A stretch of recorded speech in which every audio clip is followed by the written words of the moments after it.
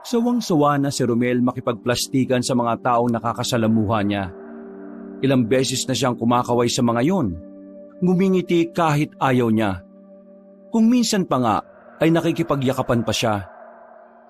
Sila magkakapatid kasi ang nagiging front sa kandidatura ng kanilang ama na si Pascual.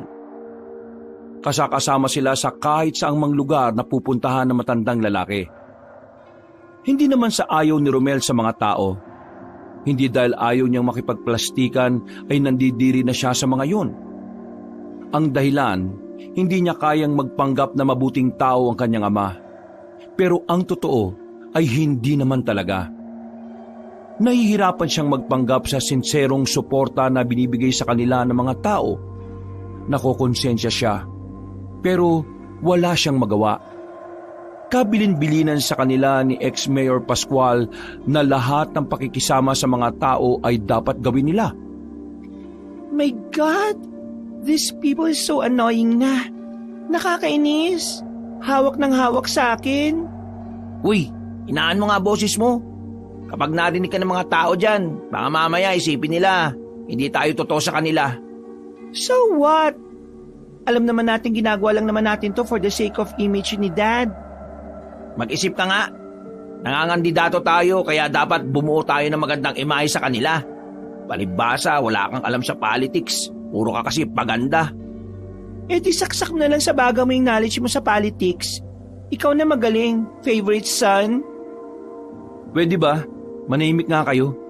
Mamaya na kayo mag-away pag-uwi. Don't tell me gusto mo na rin yung pagpapanggap na ito. Pinagsasabi mo. Ayaw ko lang na nakikisabay pa kayo sa mga ingay ng mga tao. Nakakairita. Nanahimik na lang ang babaeng si Rihanna at ang lalaking si Inigo. Pinagpatuloy na lamang nila ang pagkaway habang nakasakay sila sa truck na dinisenyohan pa ng maraming bulaklak. Kilalang kilala ang tatay nila sa kanilang probinsya na sa katunayan si Mayor Pascual ang dating mayor sa kanila. Pero nang may makatapat itong magaling na abogado, natanggal siya sa posisyon at napalitan. At yun ay ang matandang babae na si Mayor Lita, ang kasalukuyang nagpapatakbo ng kanilang probinsya. Magaling at matalino rin ang mayor na yon, kaya naman madali nitong nakuha ang kiliti ng masa. Bagay na naging problema naman ni Mayor Pascual. Batid ni Romel na mahihirapan ang kanyang ama na makabalik sa posisyon mula kasi nang maalis ito sa pwesto, lumabas na ang ibang issue ng kanilang ama. Mabuti na nga lang, magagaling ang kanilang mga abogado. Kaya kahit na papaano, nagagawang ilihis ng mga ito ang issue. Makalipas lang ang maghapong pangangandidato, nakauwi na rin sila sa kanilang asyenda. Pagbaba nila ng truck, agad naman silang nilapitan ng kanilang ama. Thank you so much, my children. Ang laki talaga ng naitutulong nyo sa kandidatura ko. Hindi ako nagkamali na isinasama ko kayo. Look, masayang-masayang mga tao na nakikita nila tayo magkakasama. Ang iniisip nila, masayang pamilya tayo, which is true naman. Kaya maraming salamat sa inyong suporta, mga anak. Masayang pamilya? I doubt. Rihanna, maayos ka nga. Maglolokohan na naman ba tayo? We're just doing it para sa eleksyon. Pero after this drama, wala na rin naman ang bonding together na ito. Right, Dad? Look, Rihanna, pwede naman nating ituloy ang bonding na ganito kahit wala ng eleksyon. If manalo ka. Pero what if matalo ka? Malamang sa malamang, walang ganitong bonding. Baka nga magalit ka pa sa amin eh. Rihanna, watch your words. Give some respect naman. He's still our father. Kahit nagalit ka pa sa kanya. I just don't believe na mula nang mawala si Mami, parang naging instrument mo na lang ang mga anak mo sa mga pansarili mong interes. How disgusting! Naglakad na lamang ang babaeng si Rihanna papasok ng kanilang mansyon. Napabuntong hininga na lamang si Mayor Pascual. Kausapin ko na lang siya, Dad. Naiwan si Romel at Mayor Pascual sa kanilang bakuran. Hindi alam ni Romel ang kanyang sasabihin. Wala rin naman kasi siyang dahilan para hindi sang-ayunan ng mga sinabi ng dalaga. Dahil ang totoo, pagdating sa pagkontra sa mga ginagawa ng kanilang ama, sila rin naman ni Rihanna ang nakakaintindihan. Si Inigo lang talaga ang hindi niya mahikayat na maging katulad ng pananaw nila. Baka ikaw, ayaw mo na rin ng mga ginagawa natin, ha? Ginagawa ko mga gusto mong mangyari pa. Kasi kung anong mahalaga sa'yo, mahalaga sa akin. Good to hear that, son. Maraming salamat. Pero meron lang sana akong isang pakiusap. Ano yun? Sige, sabihin mo. Kung ayos lang pa, wag na nating isama si Rihanna sa pangangandidato mo. Give her some space para magawa niya kung ano yung gusto niyang gawin sa buhay. Hindi kami pareho. Kung ako, kaya kong tisin lahat ng pinaggagawa mo, siya hindi. Huwag sana nating kalimutan na siya ang pinakanasaktan na mawala si Mama. Sandaling yumuko si Romel at saka naglakad na rin papasok ng mansyon. Naiwang nakatayo si Mayor Pascual. Para bang isang malaking sampal ang mga sinabi ni Romel. Samantala, narinig ni Romel na nagsisigawan si Rihanna at Inigo sa kwarto ng dalaga. Agad naman siyang lumapit doon para umawat. Uy, tumigil na nga kayo. Dinig na dinig kayo sa baba. Di na kayo nahiya sa mga kasambahay. Ito kasi paboritong anak na feeling all-knowing eh. Palibasa, ang alam lang sa buhay ang politika. Lakas mo makasabi sa akin na walang silbi, ikaw nga hindi ka marunong magluto eh. Bakit ako magluluto may kasambahay naman? Kaya nga nag-hire ng katulong para pagsilbihan tayo, di ba? Nag-iisip ka ba? Basic life skills ang pagluluto. Diyos ko naman, Inigo. Inaasa mo lahat sa mga kasambahay? Paano kung dumating ang puntong naghirap na tayo? Paano kakakain? Magpapaluto ka sa hindi mo kakilala? Nakakadiri ang takbo ng utak mo? Ano sinabi mo? O bakit? Masakit ba marinig na ma-realize na sa ating dalawa, ikaw itong walang kayang gawin kundi ang maging sunod-sunuran sa gusto ng tatay natin? Itigil mo yung bibig mo ha. Malapit na ako mapuno sa'yo. Ano? Di mapikon ka. Ano naman ngayon? Mananakit ka? Di go! Ano? Ano ha? Akmang sasampalin na sana ni Inigo ang dalaga nang hawakan ni Romel ang kamay ni Inigo. Maras itong hinawi ni Romel para mapigilan ang gagawin nito. Hoy, Inigo! Hindi ikaw yan ha. Hindi tayo nananakit ng babae. Isa ka pa eh. Nagkakaganyan ang utak ng babae niya kasi lagi mong kinakampihan. Kasi siya yung tama. Paano mo masasabing mali ako? Sige nga, tell me. Kasi ang irasyonal ng mindset mo. Look, Inigo, hindi lahat ng mga bagay na gusto niyong gawin ni Dad ay applicable sa ibang tao. Kaya please lang, Inigo. Minsan, lawakan mo pang pangunawa mo. Bakit ba pinipilit niyo si Rihanna na intindihin ng politika? Pagpapaganda ang gustong gawin yan dahil makeup artist yan. Kung ikaw ba magaling magpinta tapos gusto kitang magsumayaw, matutuwa ka ba? Ang sabihin nyo, wala lang talaga kayong malasakit kay Dad. Pwede ba, Inigo? Kung wala ka masabing maganda, lumabas ka na lang ng kwartong to. Hayaan mo na siya magpahinga. Tapos may karapatan pa kayong questionin kung bakit akong paborito? Malamang, ako lang naman ang nakakaintindi sa kanya eh. At ikaw lang naman ang kumukusinti sa mga illegal niyang gawain, right? Rihanna, tama na ah. Hindi naman ito matatapos kung magbabatuhan kayo ng mga salitang ganyan eh. Sige na, magbati na kayo. Magbati? In your dreams! Lumabas ng silid ang lalaking si Inigo. Napabuntong hininga na lamang si Romel. Hindi niya alam kung ano ang gagawin niya para lang magkaayos ang dalawa. Hirap na siyang maging panganib sa dalawang kapatid niyang mula pagkabata, hindi na talaga magkasundo. Mga ilang sandali lang, naiyak na lamang si Rihanna habang hawak ang larawan ng kanilang ina. Namatay ang nanay nila dahil sa pananambang noong nakaraang taon. Kaya mula noon, mas lalong sumama ang loob ng dalaga sa kanilang ama. Sinisisi nito si Mayor Pascual sa lahat ng nangyari. Dahil kung hindi lang sana pinaalis ni Mayor Pascual ang mga magsasaka sa sariling lupain na mga yon, buhay pa sana ang kanilang ina. Makalipas ang ilang minuto, ay tumahan na rin naman ang dalaga. Naintindihan naman ni Romel ang kanyang kapatid. Sa kanilang tatlo kasi, si Rihanna ang pinakamalapit sa nanay nila. Kaya naman nang mawala yon, parang gumuho ang mundo ng babae. Ayusin mo na sarili mo, Rihanna. Ako nang bahala makiusap kay Dad na huwag ka nang isama sa mga lakad namin. Paano ikaw? Huwag mo ko intindihin. Titisin ko lang to hanggang sa matapos ang eleksyon. Wala na rin naman itong mga ganitong pakulo eh. Salamat kuya, Salamat saan? kasi kinakampihan mo ko. Sus, hindi kita kinakampihan no. Doon lang ako sa tama. Gaya ng sinasabi lagi sa atin ni Mama nung nabubuhay pa siya. Pumani ka sa tama kahit na anong mangyari. O sige na, lalabas na ako. Magpahinga ka na. Isinarado na rin Romel ang silid ng dalaga.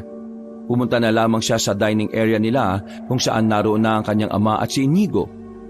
Sumenya siya sa kasambahay para timplahan siya ng kape. Umupo siya sa tapat ng kanyang ama. Mamayang gabi, sumama kayong dalawa sa akin. Meron tayong kakatagpuing tao.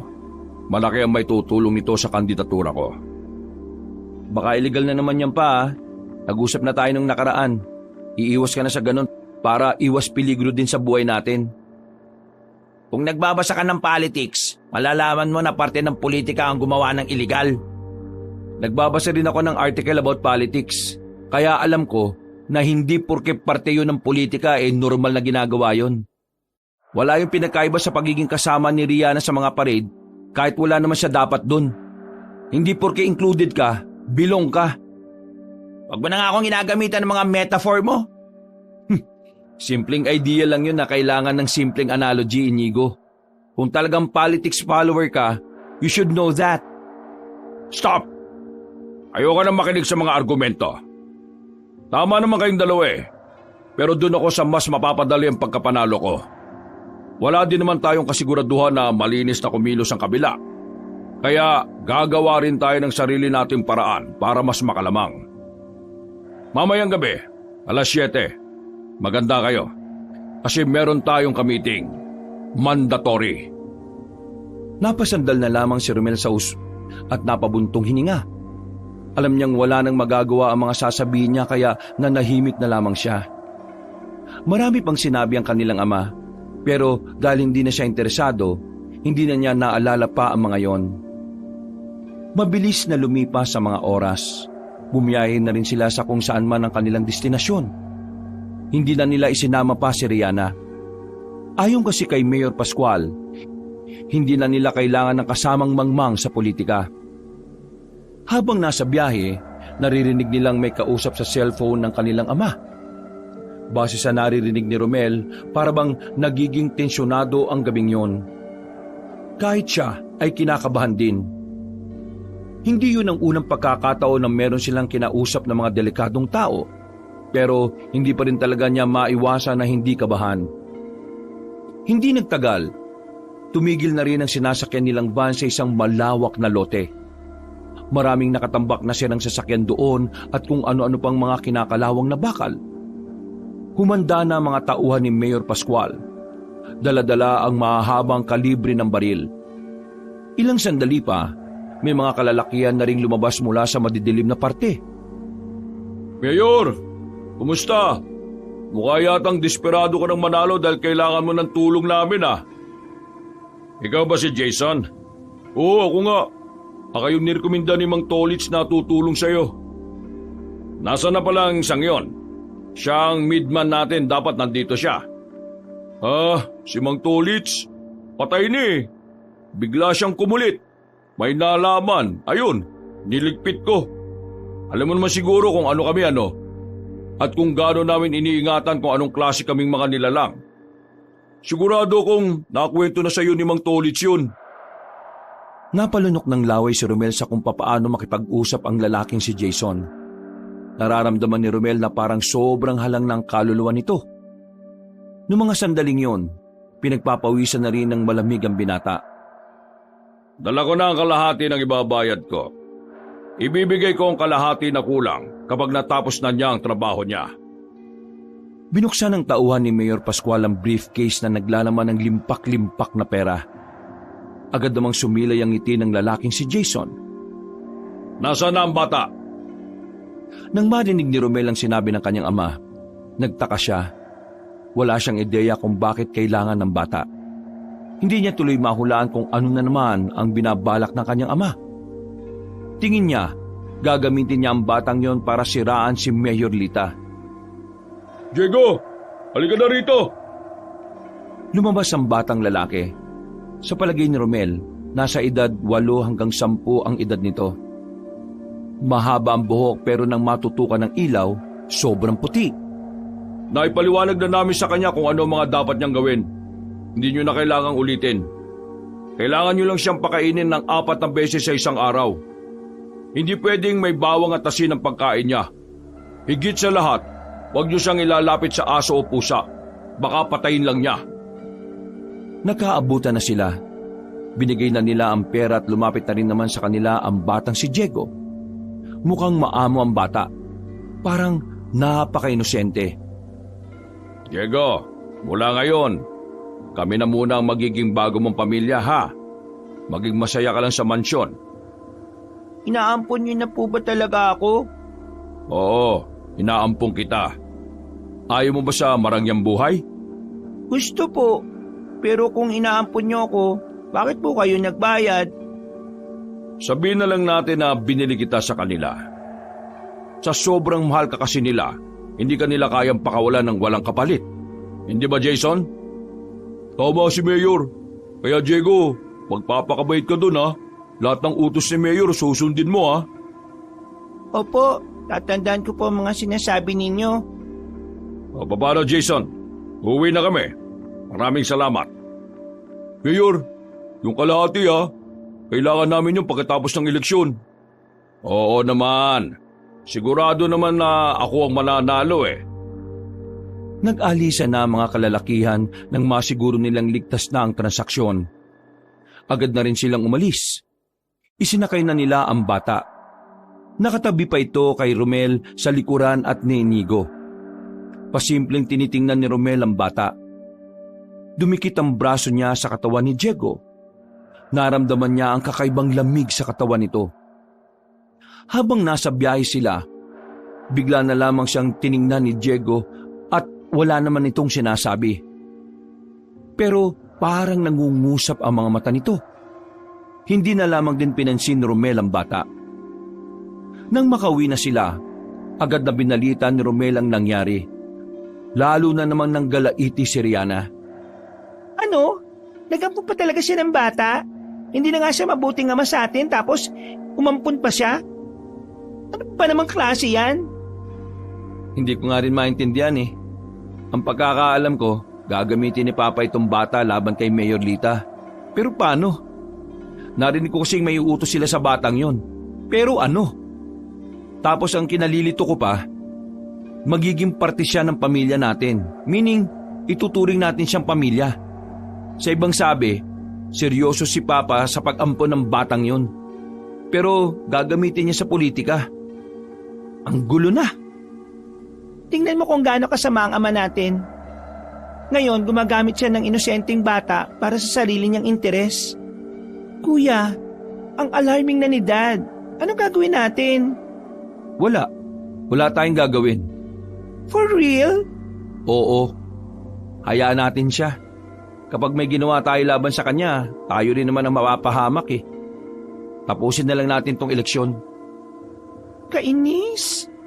Alam mo, hindi ko na talaga kinakaya ang ginagawa ni Dad. Pero paano nakakati si Inigo sa mga ganong klase ng tao?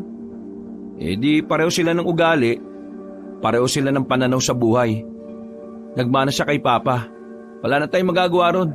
Ang malaga, tayo. Kay Mama tayo nagmana. Kuya, pwede ba akong umalis na muna rito? No. Kapag naalaman ng media na wala ka rito, iisipin nila na may nangyayaring hindi maganda sa pamilya natin. Ano ka ba? Iniisip mo pa rin ang image ni Dad? Hindi yun ang iniisip ko. Ang iniisip ko, ikaw. Kapag pinagkaguluhan ka ng media, hindi ka na magkakaroon ng katahimikan. Ganun sa politika. Tiisin mo na lang muna. Yung bata, pakisamahan na lang natin. Wala namang kasalanan yun sa lahat ng nangyayari. Pakisamahan ha. Kapag yan makulit, kukuritin ko talaga yan. Isang malalim na buntong hininga na lamang ang nagawa ni Romel. Noong mga sandaling yon, maging siya ay sinasakitan na lamang ng ulo. Habang tumatagal kasi, palala na ng palala ang mga ginagawa ni Mayor Pascual. Tingin ni Romel, mas lalong magiging komplikado ang lahat kapag mas lumapit na ang araw ng eleksyon. Bumaba na lamang ang dalawa sa sala. inabutan nilang kumakain mag-isa ang batang si Diego sa dining area. Nakatingin lang ito sa kanila na parang walang ideya kung sino si Rihanna. Lumipas pa ng lumipas sa mga araw. Hindi na nga nila napigilan pa ang pagiging parte ni Diego sa pamilya nila. Walang nagawa ang babaeng si Rihanna dahil desisyon na yun ng kanyang ama. Sa unang linggo ng bata sa kanila, wala naman na itong naidudulot na problema sa mansyon. Tahimik lamang naman ang bata at magsasalita lang kapag may kumakausap sa kanya. Hindi rin ito gaya ng ibang bata na pabili ng kung ano-ano. Sa katunayan, hindi naglalaro si Diego. Madalas lang itong tumambay sa balkonahe at kung minsan naman ay nasa labas lang din nakaupo. Pero kahit na ganon, hindi pa rin alam ni Romel kung ano nga ba ang papel ni Diego sa kampanya ng kanyang ama. Dahil hanggang sa mga sandaling ito, hindi pa rin naman niyan makitang ginagamit ni Mayor Pascual ang bata. Diego, sasama ka sa amin mamaya ng Kuya Inigo mo, ha? Alam mo na yung napag-usapan natin nung nakaraan. Hindi po ba sasama si Kuya Romel at si Ate Rihanna? Hindi sila sasama eh. May mga bagay silang dapat na gawin. Sayang naman. Gusto ko pa naman sana kasama si Ate Rihanna. Sorry pero hindi kita gustong kasama. Rihanna, bata yan. Nasa harapan sila ng hapagkainan nung tanghaling yon. Masama pa rin ang loob ng dalaga kaya kahit pati ang batang si Diego ay naidadamay na niya. Seryoso ka ba? Papatol ka sa bata? Eh kaysa naman pumatol ako sa matanda, di ba? Mas disrespectful naman yon. Rihanna, please. Kumain ka na lang pwede. You know what, Rihanna?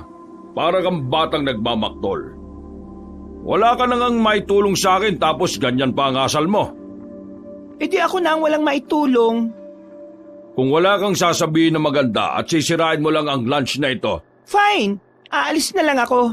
Sa ibang bahay na lang ako kakain, total sa ibang bahay may matinong ama. Hoy, bastos kang kausap ah. Pinagbibigyan ko lang ang mga sinasabi mo nung nakaraan dahil anak kita. Pero sumusobra na yung bunganga mo. Wala ka ng galang sa akin ha. Yan ba ang natutunan mo sa pagpapaganda mo? Wala kang respeto sa taong nagpapaaral sa'yo? Pinaaral kita, kaya igalang mo ako. Hindi nire-request ang respect, Dad. Pinaghihirapan itong makuha. And sad to say, wala kang ginagawa para makuha mo ang respeto ko. Huwag mong isumbat sa akin ang pagpapaaral mo sa akin dahil as a parent, obligasyon mong paaralin ang anak mo. And again, hindi ko utang na loob yun. Never naging utang na loob ang isang bagay na dapat ginagawa mo naman talaga. Alis na ako. Hindi! You stay here at hindi lalabas hanggat hindi ko sinasabi. Ako pa rin ang tatay mo. At ang salita ko masusunod sa pamamahay na ito.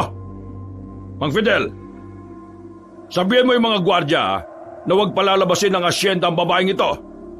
Grounded ka rin for 1 week. Wala nang nagawa pa ang babaeng si Rihanna kundi ang magdabog na lamang at pumasok na sa kanyang silid. Sandali, kakausapin ko siya. Para ano? Para konsintihin siya? Wala ka na ron. Pa, excuse ha. Tumayo na rin si Romel at tinungo ang kinaroroonan ng kanyang kapatid na babae. Binuksan niya ang pinto at nakasaklob lang ng kumot si Rihanna. Nag-usap na tayo last time napababayaan na lang natin sila. Hindi na tayo magsasalita sa mga gusto nilang gawin. Anong nangyari, Rihanna? Hindi mo na naman ako sinunod. Palagi ka na lang ganyan. Iwan mo na muna ako, please lang. O sige, kausapin mo na lang ako kapag hindi ka na emosyonal. Paglabas ni Romel ng silid, nakasalubong niya pa ang batang si Diego. Hindi niya sigurado kung namalikmata lang siya o ano. Pero parang napansin niya na sandaling nagbago ang kulay ng mga mata ng bata. Pero 2 segundong nagkulay pula ang mga mata nito. Umiling-iling si Romel. Inisip na lamang niya na dahil baka na-stress kaya kung ano-ano na lang ang kanyang nakikita. Ano po nangyari kay Ate Rihanna? Huwag na muna natin siyang kausapin. Bumaba ka na. Dahil po ba sa akin kaya siya nagalit? Hindi, wala yun. Huwag mo nang isipin. Sumunod ka na sa baba Nauna nang naglakad si Romel. Kita niyang bumuntong hininga na lang ang bata. Nagtataka talaga siya minsan sa ugali ni Diego. Para na kasi itong matanda kung magsalita at mag-isip. Lumipas sa mga oras, umalis na nga ng bahay sila Mayor Pascual. Naiwan si Romel at si Riana sa mansyon. Sinubukan pa ng dalaga na makalabas pero paulit-ulit siyang inaharang ng mga bodyguard. Kaya naman wala na itong nagawa kundi tumambay na lang sa mansyon. Bandang 10:00 ng gabi, bumalik na sila Mayor Pascual. Nang tanungin ni Romel si Inigo, hindi sinabi ng kanyang kapatid kung saan sila pumunta. Bagay na ipinagtaka naman ni Romel. Pakiramdam niya kasi hindi rin basta-basta ang ginawa nila. Pero ang iniisip niya, bakit isinama ang batang si Diego? Diretso sa sariling kwarto ang kanilang ama. Si Inigo naman ay tumambay na muna sa kusina kasama ng ilang kasambahay. Hinanap ni Romel ang batang si Diego pero hindi niya yung makita. Wala rin kasi yon sa kwarto nila. Kaya naman naglakad-lakad siya sa palibot ng mansyon. Tinanong na rin niya ang mga bantay nila pero wala naman ding nakita mga yon. Nasaan na kaya yung batang yun? Gabing-gabi na. Nang makarating na siya sa bandang likuran kung saan naroon ang mga alagang manok ng kanyang ama, nakita niya si Diego na nakaupo sa tapat ng mga kulungan. Pinagmamasdan ng mga manok, tulala at parang wala sa sarili. Kung hindi pa niya ito kinalabit, hindi pa ito matatauhan. Uy, ginagawa mo rito? Malamok na rito ah. Tinitingnan ko lang po yung mga manok. Kapag gabi na, hindi ka na dapat dito nagpupunta. Tsaka matuto kang magpaalam, Diego ah. Hindi naman po ako natatakot sa dilim eh. Doon po kasi sa amin, madilim din. Sanay na po ako. Bakit? Saan ka ba nakatira? Sa kuweba po. Kuweba? Seryoso ka ba? Opo, sa kuweba po talaga. Pinagloloko mo ko. Tara na nga, baka magalit pa si Papa sa'yo. Hindi siya magagalit sa akin. Ginawa ko po kasi yung pinagagawa niya eh. Pwede bang sabihin mo sa akin kung anong pinagawa niya? Pasensya na po pero bawal daw po eh. Pero yung ginawa ko, hindi po yung nagagawa ng isang bata lang. Ako lang po ang bata na nakakagawa ng ganon. Eh ano ka ba talaga? Malalaman niyo rin po sa tamang panahon. Nagkasalubong na lamang ang kilay ni Romel nang mauna ng maglakad ang batang yon. Nawiwirduhan na talaga siya. Pero pinilit niyang isipin na baka dahil lang sa pagiging malikot na kaisipan nito, kaya kung ano-ano na lang ang sinasabi. Kinabukasan, nabulabog ang buong mansyon nang magsisigaw si Mang Toleng. Ang matandang ito ang naka-assign sa pangangalaga sa mga alagang manok ni Mayor Pascual. Kinikilabutan nito nang ibalita sa kanila ang kalunos-lunos na sinapit ng mga manok. Agad na nagpunta si Romel at Inigo sa likuran ng mansyon. Pagdating nila, nakabukas na ang lahat ng kulungan at ang mga manok na naroon ay puro patay na. Mga buto na lamang ang naiwan. Nagkalat din ang mga natuyong dugo. Mang Toleng, anong nangyari dito? Hindi makapagsalita ang matanda. Napapailing lang ito dahil wala rin naman itong masasabi. Paimbestigahan na ito. Wag! Anong wag? Hindi mo ba nakikita ang nangyayari? Mga manok lang yan eh. Wala rin namang halaga kay Dad yan. Nung walang halaga. Muntikan na niya ako mapatay dati dahil napakain ko ng pulbure ang isang manok niyan. Tapos sasabihin mo walang halaga? Bakit ba mas marunong ka pa?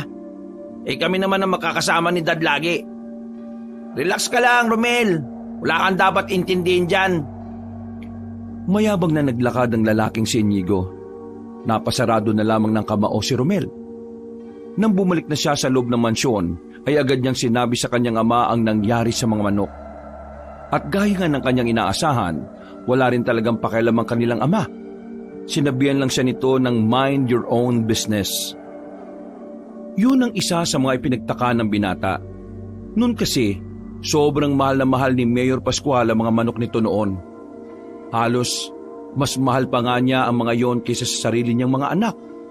Kaya, hindi talaga maintindihan ni Romel kung bakit parang baliwala lang kay Mayor Pascual ang brutal na pagpatay sa mga alaga niyang manok na panabong. Bandang tanghali, Nakita ni Romel ang bata sa silid nito. Nakatulala lang sa bintana kaya naman tinulak niya ang pinto para alamin kung ano ang ginagawa. Tumingin naman sa kanya ang bata. Anong ginagawa mo? Bakit ka nakatulala? Niisip ko lang po yung mga manok. Kawawa naman sila. Bakit alam mo kaagad yan? Kagigising mo lang, di ba? Sandaling hindi nagsalita ang batang si Diego. Para itong nag-iisip. Ngumiti at saka muling nagsalita. Narinig ko po kanina kasi pumasok si Yaya dito. Lumabas ka na. Kumain ka na. Palabas na sana ng silid si Romel nang parang may nakita siyang bakas ng dugo sa gilid ng pinto. Maliit lang yon. Tiningnan niya maigi. Maya-maya lang ay isinarado na rin ng bata ang pintuan kaya hindi na rin niya nasuri pa. Napapailing na lamang siya at tumungo sa kanyang silid. Naganda na lamang siya para sa kanilang pag-alis. Sa araw kasi na yon ay mangangampanya na naman sila. Isang baryo ang kanilang pupuntahan at magkakaroon sila roon ng meeting de avance. Sakay ng itim na van, bumiyay sila patungo sa malapit na baryo sa kanila. Ang baryo Maglubang, na kung saan narito mga taong mas dapat nilang makuha ang boto. Mas marami kasi ang mga residente doon dahil na rin mas malaki ang baryong yon. Dakong 3:00 ng hapon ay nakapasok na rin sila ng baryo. Nakaanda na rin ang maliit na entablado at nakakalat na rin ang tao ni Mayor Pascual. Hindi nagtagal, nagsalita na ang mayor. Mga kapatid, kahit na inilaglag niyo ako nung nakaraang botohan, narito pa rin ako sa inyong harapan na naniniwala na muli niyo akong pagkakatiwalaan. Mga kapatid, wala namang patunay si Mayor Lita na totoo ang mga paratang sa akin. Kaya sana naman, huwag kayo basta-basta maniniwala sa fake news. Matagal na tayo magkakakilala. Yung isa, sino ba siya? Baka nga siya pa ang may lihim na tinatago eh. Ako, kilalang kilala niyo na ako. Kaya naman, sa darating na halalan, iboto niyo ako muli.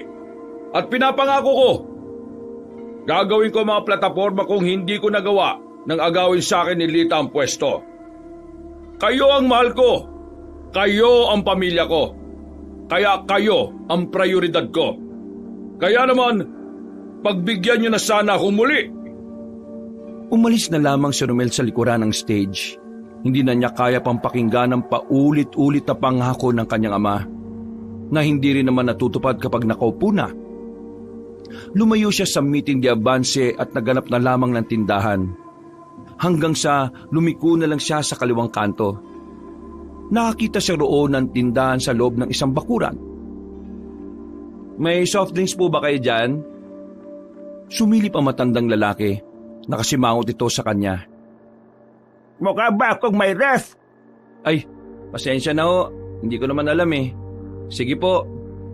Ay, pasensya na rin. Ikaw pala yung mabait na anak ni dating Mayor Pascual. Diyos ko, pasensya ka na ha hindi kita nakilala. Ay, ayos lang po. Kayo ba yung mga nagmi-meeting doon? Nadaan ko kanina nag-aayos na. Opo, kami nga po. Ayos din lang timing ni Mayor Pascual ano? Kung kailan may namatay sa kalabang partido, saka siya nagpa-meeting. May namatay sa kabilang ano po? Ay, hindi mo pa ba alam? Kagabi, yung campaign manager ni Mayor Lita, Dedo. Naniniwala ka ba sa aswang? Ho? Bakit naman napunta sa aswang ang usapan? Kasi aswang daw ang pumatay doon sa campaign manager. Ho? Seryoso ba? Kaya ganyan ang reaksyon mo kasi hindi ka naniniwalang may aswang ano. Pero para ikwento ko sa iyo, ganitong eksaktong itsura ng biktima. Ito dito sa bandang dibdib, hanggang dito sa sa may balakang. Puro hiwa mga yan. Talagang hiwa na malaki at mahaba ha. Habang lumalabas na yung nako, nakakadiri. Basta yung laman loob. Hindi na muna nagsalita pa si Romel. Tinitingnan niya kasi kung seryoso ba talaga matandang nakakausap niya. Pero palagay niya, hindi naman yun magkukwento ng ganong klase, lalo pat ang biktima yung sinasabi niya ay manager na kanilang mayor. Totoo mga aswang, iho. At sa maniwalat kasi hindi, kahit ang mga aswang ay nakikialam na rin sa politika. Yun nga lang, hindi pa rin natin alam kung anong dahilan. Basta, totoo sila. Dapat kang maniwala. Kasi kung sino ang naniniwala, sila ang may tsansang makaiwas sa kapahamakan. Tumango-tango na lang ang binata. Bago siya umalis ay tinanong niya pa ang pangalan ng matanda. Mang Lolong, yun ang sinabi sa kanya nito. Kahit na medyo duda siya sa kwento ni Mang Lolong, may parte pa rin ng kanyang pagkatao ang nahihiwagaan sa bagay na yun. Matagal-tagal na rin kasi siyang hindi nakakarinig ng kwento tungkol sa mga aswang. Pagkabalik niya sa meeting de Avance, ang konsehal na kapartido na ng kanyang ama ang nagsasalita. Umupo na lamang siya sa gilid. Makalipas lang ang halos 3 oras, natapos na rin ang programang yon. Bago sila umalis, narinig ni Romel mula sa ibang residente roon ang nangyari tungkol sa campaign manager. Dahil dito, nakumpirma na niyang totoo nga iyon. Halos lahat, aswang ang itinuturong sa larin. Nang nasa van na sila, nakita niya ang kakaibang ngiti ni Mayor Pascual at ni Inigo. Parang masaya sila sa sinapit ng biktima. Hindi naman nabago sa kanya ang ganong reaksyon ng kanyang kapatid at ama. Noon pa man, nagiging masaya mga yon kapag may napapahamak sa kalaban. Successful, Inigo. Sabihan mo mga tao natin na kumuha ng maraming alak at magpapaluto ko sa mga kasambahay ng maraming pagkain. Kailangan natin ipagdiwang ito. Ito agad ang bungad ni Mayor Pascual na makarating na sila ng mansyon. Tuwang-tuwa naman ang mga konsyal na kasama nito sa partido. Napapailing na lamang si Romel. Hindi pa rin talaga siya makapaniwala na may ganong siyang klase ng ama. Na kinukonsinti naman ang kapatid niyang si Inigo. Iniwan niya ang mga yon at nagtungo sa kwarto ni Rihanna para kumustahin ang dalaga. Pero laking gulat niya nang makitang wala na roon ang babae. Dinukot niya agad ang cellphone niya para tawagan yon. Pero hindi sumasagot. Ay nako, kulit talaga ng taong yun. Lalo siyang malilintikan sa ginagawa niya eh. Hinahanap mo ba si Ate Rihanna? Nagulat si Romel nang bigla na lang magsalita ang bata sa kanyang likuran. Hindi niya rin namalaya na naroon na pala ang bata. Pero ang ipinagtataka niya lang, paano yun nakarating doon samantalang kakakita niya lang ito sa labas? Ha? Oo. Alam mo ba kung saan siya pumunta? Sa bar daw po. Tinulungan ko siyang makalis kaya baka po magkaibigan na kaming dalawa. Ano? Bakit mo tinulungan? Gusto mo bang mapahama ka rin? Malilintikan ka rin kay papa niyan eh. Hindi niya po magagawa sa akin yon. Ako po ang pinakamalagang kasangkapan niya para manalo siya ngayong eleksyon eh. Ano bang sinasabi mong bata ka? Hindi na nagsalita si Diego. Naglakad na lang ito paalis. Naiwan naman napapaisip si Romel. Habang tumatagal kasi, mas nagiging weirdo o mga lumalabas sa bibig nito. Dahil wala naman siyang ibang gagawin sa mansyon, naisipan niyang puntahan na lamang si Rihanna sa bar na pinuntahan din ito. Ginamit niya ang sarili niyang sasakyan. Agad niya namang tinungo ang bar at pagdating niya, nakita niya agad sa loob si Rihanna. Rihanna, kailangan mo na umuwi sa mansyon. Nasa bahay na si Papa. O ano ngayon? Gagawin kong gusto kong gawin. Diyos ko naman oh. Huwag ka naman pasaway, Rihanna. Mapapahama ka na naman sa ginagawa mo eh. Lalo ka mawawala ng access sa lahat. Ikaw ang baka mapahamak kasi nakikialam ka sa akin. Umuwi ka na lang. Tingin ko, may pinapatay na naman sila Papa. Natigilan si Rihanna sa bar counter nang marinig yun. Tumingin-tingin muna ito sa paligid. Bigla na lamang itong sumeryoso. Umalis sila roon at saka naghanap ng magandang pwesto na kung saan walang makakarinig sa kanila. Pumunta ka talaga rito para sabihin lang yan? Mas lalo tayo mapapamak sa ginagawa mo sa oras na may makarinig sa atin eh. Kaya nga ito yung dahilan kaya dapat umuwi ka na muna eh. Hindi safe na nasa labas ka. Kasi ang unang pagbibintangan, si Papa. Baka mamaya gumanti sila at ikaw ang matsyempohan. Napapailing na lamang si Rihanna. Lumabas na lamang sila ng sasakyan. Papasok na sana sa loob si Romel nang makita niyang may mga dumating na kalalakihan. Mapuputla ang mga yon at ang isa ron ay pamilyar sa kanya. Hindi siya pwedeng magkamali. Ang nangungunang lalaki ang lalaking kausap ni Mayor Pascual nung gabing tinanggap nila si Diego. Si Jason? Sa hindi malamang dahilan, nakaramdam na lamang siya ng kaba. Pakiramdam niya parang may kakaiba sa mga lalaking yon, lalong-lalo na kay Jason. Ano ba? Alis ba tayo? Natawa na lamang siya nang dungawin na siya ng kapatid. Pumasok na lamang siya sa loob at saka bumiyahe. Habang tinatahak nila ang daan, kinuwento na niya ang mga naiisip niya. Iritang-irita naman si Rihanna sa mga naririnig nito. So, ang ibig mo sabihin, ang mga pumatay sa campaign manager, aswang? At sinasabi mo sa akin na may kinalaman si Dad doon? So anong gusto mong sabihin? Aswang si Dad? My God, Kuya! Ikaw yatang may tama ng alak eh. Hindi ko sinasabing aswang si Papa. Ano bang klaseng pag-intindihan? Ang sinasabi ko, parang may ugnayan siya sa nangyari. Nakita ko na naman kasi na masaya sila nang malaman nilang namatay yung biktima eh. Hindi ka ba nasanay? Ganun naman lagi ang reaksyon nila kapag may natutumba silang kalaban eh. So what's new? Ewan ko, iba ngayon. Feeling ko talaga may kinalaman pa rin sila doon. Alam ko, pero paano nga natin masasabi na may kinalaman sila? Ang hirap naman kasing sabihin na aswang ang pumatay sa victim. Tapos sasabihin si Dad ang may pakana. Isa pa, totoo ba ang mga aswang na yan? My God, anong ira na oh?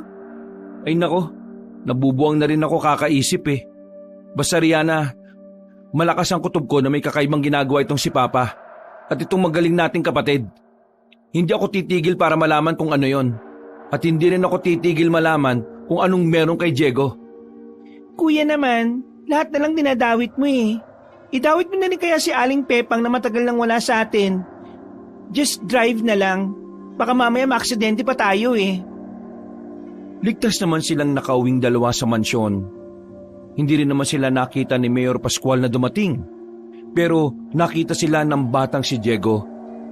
Hindi na lamang nila yung pinansin pa. Kaya naman, rekta na lamang si Rihanna na pumunta sa loob ng kwarto nito. Sige na, magpahinga ka na. Amoy alak ka pa eh. Maraming salamat, Kuya. Salamat ka dyan. Tigas-tigas ng ulo mo. Lumabas na lamang ang lalaking si Romel. Bumaba siya sa sala. At mula roon, nakita niyang may bisita ang kanyang ama. Sinipat niya yon sa guest room. Nakita niya roon ang lalaking si Jason. Naintriga siya kaya lumapit siya roon para makinig.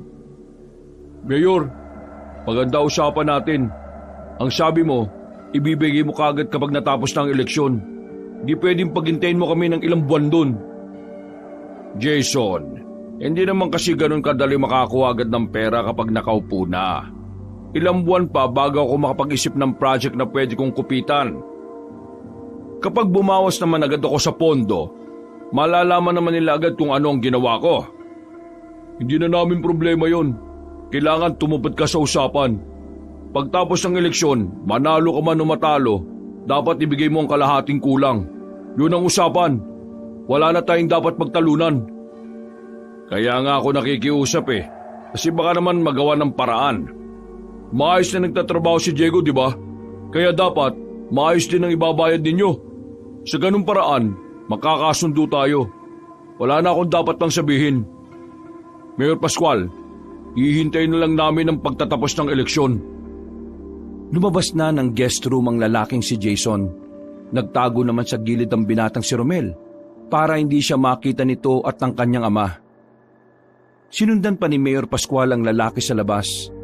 Nagulat na lamang si Romel nang maramdaman niyang nasa likuran niya pala si Inigo. Anong pinakikinggan mo sa usapan nila? Ha? Wala ka na ron. Ano? Huwag mo kong tinatasan ng boses, sinasabi ko sa iyo ha. Kung ano man ang narinig mo, mas maigi pang itago mo na lang sa sarili mo yan. Ano ba talagang tinatago niyo ni Papa? Bakit kailangang hindi ko alam? Simple lang naman. Wala nang tiwala sa'yo si Papa. Ang silbi mo na lang sa kanya sumama sa mga parade at meeting. May kinalaman kayo sa pagpatay dun sa campaign manager ni Mayor Lita, no? Are you crazy, dude? Aswang ang pumaslang sa taong yon. Kaya paano mo masasabi sa akin na may kinalaman kami? Aswang ba kami? So sinasabi mo na totoong may aswang? Yun ang sinabi ng mga tao. At naniwala ka ron? Oo! Kung naniniwala ka ron, hindi naniniwala kang may aswang. Nagbago ka na talaga, Inigo. Nung nakaraang linggo lang, nagalit ka kay Aling Marina sa sinabi niyang may nakita siyang aswang sa pinuntahan nilang lumang bahay. Nagalit ka kasi ayaw mong makarinig ng mga kwentong hindi totoo para sa'yo. Tapos ngayon, naniniwala kang aswang ang pumatay dun sa biktima? So paano mo ipapaliwanag sa akin na sa maikling panahon, bigla kang naniwala sa hindi mo naman talaga pinaniniwalaan? Ay nako, wala akong oras para magpaliwanag. Hindi ako obligado magpaliwanag sa'yo. As long as hindi ka pabor sa kandidatura ni Papa, wala akong sasabihin sa'yo. Nakakasuka ka. Para ka na ring mamamatay tao. Inaayaan mo lang na gawin ni Papa ang mga ganong kasamang bagay. Mag-ingat ka sa sinasabi mo Baka magsisi ka. Ikaw ang mag-ingat, Inigo. Baka nakakalimutan mong marami din akong alam. Sandali silang nagkatitigan.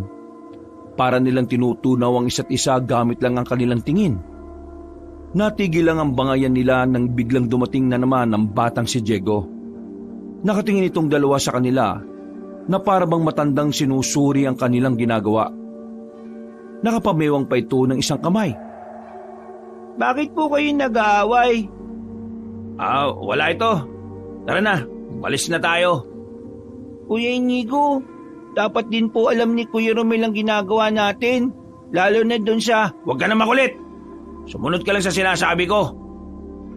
Diego, ano yung sinasabi mo na wala kang karapatang kumausap sa batang to? Si Papa ang umampon dito at wala sa kasulatan na kinikilala kang guardian ng bata. Wow! Bakit ngayon parang nilalayo mo sa akin si Diego? Bakit? Parte ba si Diego sa mga ginagawa niyong iligal? Bahala ka sa gusto mong isipin, no? Hinila na ni Inigo ang batang si Diego. Mula ng gabing yun, nagkaroon ng interes si Romel na bantayan ang galaw ng bata. Pakiramdam din niya kasi meron din siyang malalaman mula roon. Lumipas pa nang lumipas sa mga araw. Padagdag ng padagdag ang mga namamatay na mula sa kabilang partido. May isa na ring konsihalang napatay at kamuntikan na ring mapahamak ang mayor na si Lita. Buti na lamang ay nakaligtas ito. Lahat ng kaguluhang nangyayari sa kanilang lugar ay aswang ang itinuturong sa larin. Pero marami ang nagtataka kung bakit ang partido lamang ni Mayor Lita ang inaatake ng aswang na yon. Habang nagkakaroon ng problema ang kalabang partido ay sige naman sa waldas ng pera si Mayor Pascual para masigurado na ang kanyang pagkapanalo. Binabayaran na niya ang ibang tao. Binibili na niya ang mga boto. Halos lahat ng pera ng negosyo nila napupunta na lamang sa pangangampanya. Hindi malaman ni Romel kung bakit ganun na lang ang pagkabaliw ng kanyang ama sa posisyon. Pakiramdam niya kasi hindi na ito tungkol sa perang makukurakot ng kanyang ama. Tungkol na yon sa pride. Hindi kasi nito matanggap na natalo siya nung nakaraang eleksyon at ng isang babae pa. Ano? Nababalik ko na ba talaga? Kapag nalaman ni Dad ang gagawin mo, baka on the spot kang patayin nun. Kilala mo naman ang kaluluwa nun, di ba? Hindi ngayon umiyak na mamatay si Mami sa ambush eh. Nagulat si Rihanna nang sabihin ni Romel ang kanyang plano. Gusto na kasi nitong lumapit mismo kay Mayor Lita. Gusto niyang personal na malaman ang tungkol sa umatake sa kanilang aswang. Rihanna, hindi ko nahayaang manalo si Papa. Wala naman siyang magandang hangarin sa bayan na to eh. Mangungurakot lang siya na mangungurakot at magpapayaman. Ikaw ba, nakakaya mo na yung perang binibigay sa iyo galing sa mga taong ninakawan niya? Hindi ako papayag. Yun lang ang tanging paraan para mapigilan siya. Sige nga, sabihin mo sa akin kung paano mo siya pipigilan. Kakasapin ko nga si Mayor Lita. Tatanungin ko kung ano ba talaga ang nangyari. kung totoo bang aswang ang umatake sa kanila. Kasi kung oo, mahinala na ako sa ginagawang taktika ni Papa para hindi siya mapagbintangan. Anong taktika? Hindi ko na muna sasabihin ngayon. Saka ako na lang kukwento sa iyo kapag nakausap ko na si Mayor Lita. Aalis na ako. Sasama na lang ako. Sigurado ka bang tapos na ang parusa mo? My God, kuya, nung nakaraan pa.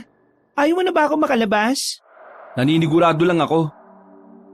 Sabay na silang bumaba ng sala, pero naabutan nilang naroon ang kanilang ama at si Inigo. Kasama rin ng mga yun ang batang si Diego. Saan kayo pupunta sa ganitong oras ng gabi? 9:43 pa lang naman. We have time to drink. Drink? Bakit hindi na lang dito sa bahay? Samahan niyo kami ni Inigo. No thanks. Ayaw kong kasamang uminom ang mayabang kong kapatid. Isa pa, may mga kikitain akong friends. Diana, your words please. Fine. Magpapakabait na ako at baka mag-grounded na naman ako. Pa, pwede ba kaming lumabas? Ngayon na lang ulit kami makakalabas ng magkasama since hindi siya makalabas nitong mga nakaraan eh.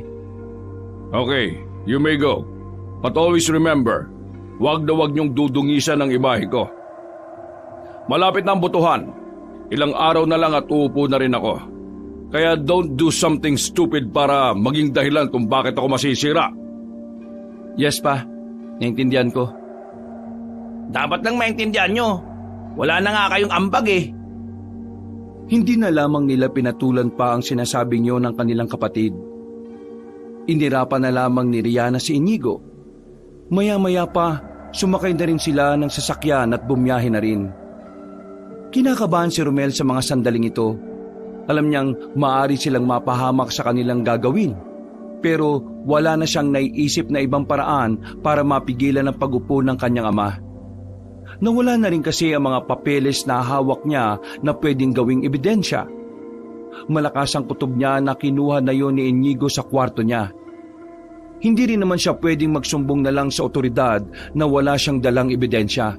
Kaya kailangan niya ang tulong ng kasalukuyan nilang mayor. Makalipas ang halos 20 minutong biyahe, nakarating na rin siya sa tapat ng bahay ng kanilang mayor. Ang daming bantay sa labas. Sobrang daming pulis dahil na rin sa nangyaring pagtatangka sa buhay na matandang si Lita. Pagbaba nila ng sasakyan, agad silang hinarang ng mga nagbabantay. Kinapkapan agad sila. Don't touch me or else kakasuhan ko kayo. Kung wala kayong kasamang babaeng pulis, please don't touch my sister. Ako na lang. Wala naman kaming masamang balak eh. Kailangan ko lang makausap si Mayor. May kinalaman ito sa nangyaring pananambang sa kanya. Nagkatinginan ng mga pulis na nasa labas. Kilala nila si Romel dahil madalas itong makita sa mga campaign rally. Sumenyas ang isang pulis na ipapaalam sa Mayor ang nangyayari. Mga ilang sandali lang, bumalik ang isang pulis at sinabing papasukin ng magkapatid. Nag-escort pa sa kanila ang 5 pulis papasok ng mansyon. Dinala sila ng mga yon sa guest room. Pagpasok nila roon, nakita ni Romel ang matandang si Lolong nakausap ng mayor. Napangiti pa nga si Mayor Lolong nang mamukaan siya. Ah, ikaw yung mabait na anak ni dating Mayor Pascual. Ano ginagawa mo rito? Kalaban niyo si Mayor Lita sa kandidatura, di ba? Magandang gabi, Mayor Lita. Hindi ako nandito para maging espiya o kung ano pa mang tumatakbo sa isipan nyo. Narito kami magkapatid para pigilan ang pag-upo ni Papa. Napaayos ng upo matandang babae. Sa postura pa lang nito, makikita na ni Romel na talagang disente at mabuti itong tao. Hindi naman makapaniwala si Riana na kaharap niya ang kasalukuyang mayor. Aminin man ng dalaga o hindi, mas iniidolo niya pa ito kaysa sa kanyang ama. Sinasabi niyo bang ilalaglag niyo ang sarili niyong ama? Sa maniwala man kayo o sa hindi, pero wala kaming balak suportahan siya. Kung nakikita niyo kami sa mga parada ay dahil wala na kami magawa. Napipilitan lang kami. Mayor, hindi ko na kaya lahat ng nakikita at nalalaman ko sa kanya. Mula pa noon, ang dami na niyang ginagawang iligal. Nung nakarang eleksyon, marami siyang pinatumba na kalaban niya sa negosyo na sumusuporta sa mga kalaban niyang kandidato. Marami siyang ginagawang hindi maganda. Kaya nandito kaming dalawa, handa na kaming isuplong siya. Naniniwala naman ako sa mga sinasabi mo dahil may sarili din naman akong impormasyon na hawak. Pero wala pa kaming matibay na ebidensya sa lahat ng iligal na transaksyon ng ama mo. At itong mga sinasabi mo, wala rin itong bisa dahil wala ka namang dalang ebidensya. Pero mawalang galang na po. Gusto ko lang pong malaman kung nagtitiwala po kayo sa amin o hindi. Sandaling uminom muna ng tsaa ang babaeng mayor at saka ngumiti ng malapad. Maniniwala ba kayong kaya kong tumingin kung ang isang tao ay mabuti o hindi? Well, nagtitiwala ako sa inyo dahil sa mga anak ni Pascual. Isa lang naman doon ang masama ang ugali at nagmana sa kanya. Si Inigo, right? Ang galing niyo po, tama po kayo. From now on, you're my idol. Rihanna, please. Be formal. Hindi mo kaibigan ng kaharap mo. No, it's okay. Pero Mayor, hindi po ako narito para isumbong lang ang mga nalalaman ko. Ano pala ang pinakadailan mo at narito ka sa pamamahay ko? Nabalitaan ko po ang nangyari sa inyo at yung mga nangyayaring patayan dito. Pati na rin po yung pagpatay sa campaign manager nyo. Malakas po ang hinala ko na may kinalaman si Papa Ron. Nagkatinginan si Mayor Lita at ang matandang si Lolong. To be honest, ang unang pumasok sa isipan ko ay si Pascual. Pero ang hirap iugnay sa kanya ang aswang. Ayon dito kay Lolong, ang umatake sa amin at sa iba pang mga namatay, lihitimong aswang talaga. Kaya ngayon, iniisip ko kung anong magiging kaugnayan ng Papa mo ron. Ito pong hinala ko na pwedeng mag-ugnay sa kanya sa mga aswang. Nung nakaraang gabi, umalis kami para makipagkita sa isang tao na nagngangalang Jason. Malaking halaga ng perang ibinigay namin sa kanya kapalit ng batang si Diego. Yung batang yon ay inampun ng tatay namin. Nasa bahay siya ngayon. Mula nung dumating yung batang yun sa amin, namatay yung mga alagang manok ni Papa. Pati na rin yung ibon ng mga kasambahay namin. At yung bata, para siyang matanda kung magsalita. Lagi niya rin sinasabi sa akin na hindi magagalit sa kanya si Papa. Kasi tinutulungan niya raw si Papa para manalo sa eleksyon. Mayor, malakas ang kutob ko na yung batang si Diego na nasa mansyon namin ngayon ay yung aswang. Nanlaki ang mga mata ni Mang Lolong nang mapagtanto ito. Kaya naman agad na rin itong nagsalita. Madam, tumutugma yung sinasabi niya sa pagkakasuri ko doon sa bangkay na inatake ng aswang. Yung mga bakas ng kuko sa katawan ng biktima, maliliit. Pati na rin ang kagat sa leeg, maliliit din. Ibig sabihin, maliliit na aswang lang ang umaatake sa inyo. Ang sabi rin sa akin ng iba kong bodyguard ay bata raw ang nakikita nila sa gilid ng daan. Ibig sabihin, itong si Pascual ay talagang nakahanap ng aswang na papatay sa akin. Ang taktika ni Papa, para hindi siya mapagbintangan, aswang ang inarkila niya. Sinadya niya talagang ipakalat na aswang ang pumapatay. Sinadya nilang makita ng mga tao na totoo ang aswang. Para hindi isipin ng mga otoridad na hitman ni Papa ang dumadali sa inyo. Mayor Lita, ito lang ang alam kong paraan para hindi siya maupo.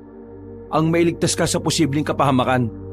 Dahil kapag namatay po kayo, siguradong si Papa na ang mauupo. At least ngayon, alam nyo na posibleng may koneksyon si Papa sa aswang na yon. May ideya na kayo para makapaganda at makaiwas.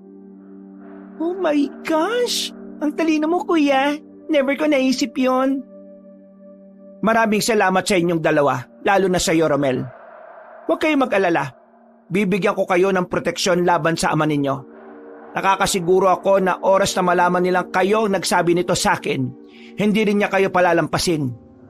Dumito na muna kayo sa bahay. Hindi po pwede. Hindi pwede matagal kaming mawala sa amin.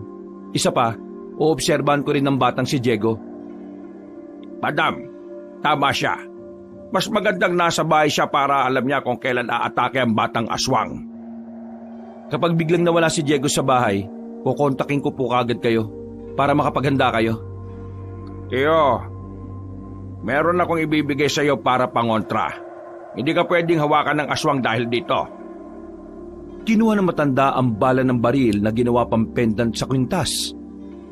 Isinuot naman niya yung kaagad. Di po ba kayo yung matandang nakausap ko sa tindahan? Ano po ba talaga kayo? Sekretong albularyo ko na tumutugis sa mga aswang, iho. Matagal na kaming magkakilala ni Mayora. Kaya naman siya agad ang tinawagan ko nung ako na mismo ang nakaranas ng pag-atake ng aswang. Matutulungan niya tayo. Marami na siyang karanasan pagdating sa ganyan. Maganda po pala kung ganun. Pero kailangan na po naming umalis. Nagpunta lang po talaga kami para dun sa bagay na yon. Iha, maraming salamat. Mabuti at naiiba kayo sa kapatid ninyo at sa ama ninyo. Ramdam ko ang pagmamahal nyo sa probinsyang ito. Kaya huwag kayong mag-alala. Hindi ko hahayaan na maupo ang inyong ama. Hindi natin hahayaang magawa niyang masama niyang binabalak sa bayan natin. Matapos ang usapan na yon ay umalis na rin sila. Bago sila umuwi, bumili na muna sila ng alak at sandaling nag-inom habang nasa biyahe. Kailangan kasi nilang mag-amoy alak para mapatunayan nilang nanggaling sila sa bar. Makalipas lang ang ilang minuto, nauwi na rin sila ng mansyon. Pagpasok nila sa sala, ang naabutan na lamang nila roon ay si Inigo, na parabang kanina pa rin sila hinihintay. Wow! Kumusta inuman niyo sa bar? Wala kaming oras para magkwento. Galing ako sa mga bar na malapit dito sa atin eh. Wala naman kayo ron eh. Wow, talaga palang sinundan mo kami, no? Pero sorry ka, hindi kami nag-bar. Nagpunta kami sa bahay ng friend namin at doon kami nag-inom. Hindi pinayagan ng kaibigan niya na makalabas dahil sa mga nangyayaring patayan. Kaya ang naisip ni Rihanna, kami na lang pumunta ron. Hindi nakapagsalita si Inigo para itong napaya sa kanyang narinig. Habang si Rihanna naman parang handang-handa ng mang-asar. Sa susunod, galingan mo naman. Para naman hindi ka magmukhang aso na sumusunod sa amo niya. Rihanna naman, huwag ka na magsimula. Gusto ko na magpahinga, no? Kung kani-kanino mo na nga ako nireto kanina eh. Alam mo bang nakakapagod ng utak yon? Halika na. Pasensya na, Inigo ah. Hinila na ni Romel ang dalaga at hinatid na ito sa silid. Sinarado nila ang pintuan at saka nakahinga ng maluwag. Buti na lang naniwala siya kaagad. Eng-eng talaga eh. Akala niya siguro hindi tayo marunong magpalusot. Oh, Ano yan? anong ano yan? Isuot mo tong kwintas na binigay sa akin ni Mang Lolong. Sa'yo binigay yan eh. Protection mo yan sa aswang, di ba? Ikaw ang magsuot. Kaya kong depensa ng sarili ko. Ikaw hindi. Kaya mas kailangan mo to. Para mo naman sinabi na mahina ako, no? Hindi naman sa ganun. Tingin ko kasi kapag lumala ng sitwasyon, ikaw ang uunahin ni Diego. Dahil ikaw ang tingin nila na walang alam. At oo, mahina ka sa paningin nila. Kaya dapat ikaw ang may pangontra at hindi ako. Paano ka? Ayos lang naman ako. Salamat talaga, kuya. Wala yun. Siyempre, kailangan kong gampanan ng pangako ko kay mama na kahit na anong mangyari, poprotektahan kita. Isa pa, mahal kita kasi magkapatid tayo. Ikaw na nga lang din naman ang meron ako eh. Kaya hindi ko hayaan na mawala ka rin sa akin. Sa mga nakalipas na araw, inakala na ni Mayor Pascual na siya na ang mananalo. Marami-rami na rin kasi silang nabayaran na tao. Marami na rin siyang kinasabwat sa mga tagabantay ng mga machine na bibilang ng boto. Mag-uumpisa pa lang ang botohan kinabukasan. Naririnig na ni Romel na parang nagdiriwang na si Mayor Pascual at ang binatang si Inigo. Napadaan kasi siya sa guest room at narinig niyang nag-uusap ang dalawa roon. Hindi talaga ako nagkamali na ikaw ang pinagkatiwalaan ko, anak. Walang-wala talaga sa iyong dalawa mong kapatid. Huwag ka mag-alala. Kapag naupo na ako, sa susunod na botohan ay ikaw naman ang ipapasok kong konsihal. At kapag napag-aralan mo na ang sistema, ikaw naman ang magiging mayor dito. Tatandaan ko ang sinabi mong yang dad ha. I promise na I will do my best para maging karapat-dapat sa mga posisyon na naghihintay sa akin. That's my boy. Sigurado na ang pagkapanalo natin nito, anak. Marami na tayong nasuhulan. Marami na tayong pinatumba ng mga negosyanteng nasuporta sa kabilang partido. Sa mga nakalipas na araw, pilay na ang finance ng grupo nila. Kaya malamang sa malamang, hindi na sila tatangkilikin ng mga tao. Dad, eto, matanong ko lang ha. Gusto ko lang malaman kung ano ang plan B mo. Paano kung bigla na lang nagkaroon ng himala at nanalo pa rin si Mayor Lita? Tumawa ng malakas si Mayor Pascual. Nakitawa na rin si Inigo at sandali silang nag-cheers ng iniinom na alak. Yan ang gusto ko sa'yo eh. Nag-iisip ka kagad ng plan B. Pero anak, may naisip na ako. Sakaling biglang nanalo si Lita, nandyan naman si Diego. Alam mo naman kung ano ang kayang gawin ng aswang na yun, hindi ba? Sa oras na manalo siya at napatay siya ni Diego, malamang sa malamang ang pipiliin ng mga tao na maupo ay ako. Sa puntong ito, talagang kumpirmado na ni Romel na aswang nga talaga ang batang si Diego.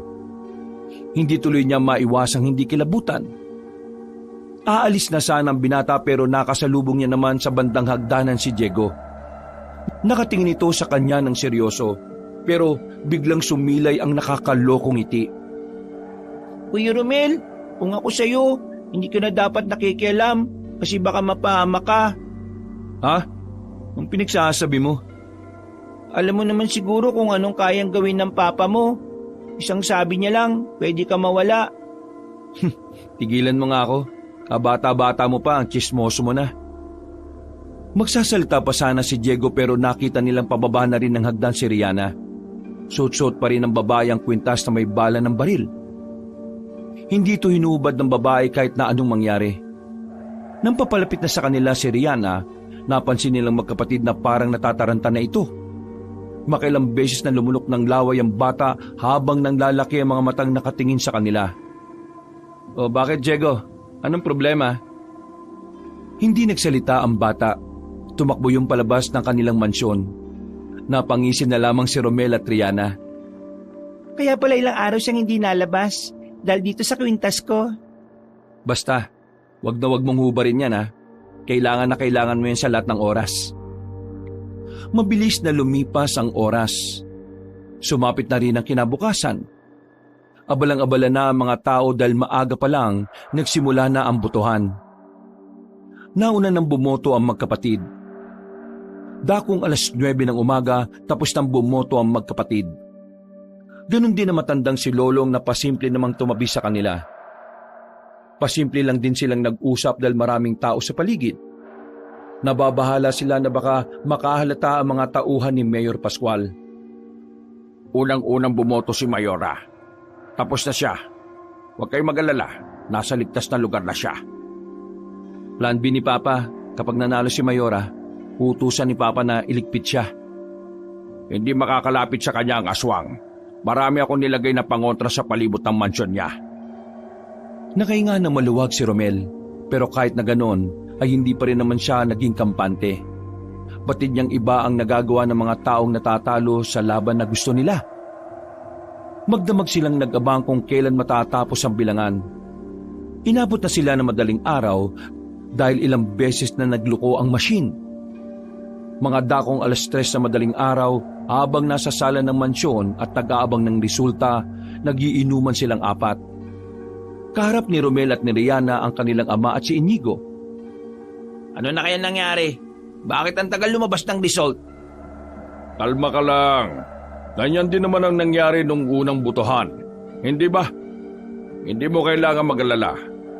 Mga tao natin ang nasa loob ng bilangan. Mamaya lang makakatanggap na tayo ng tawag. Malamang sa malamang, mabuting balita ang maririnig natin. Oy, kayong dalawa dyan.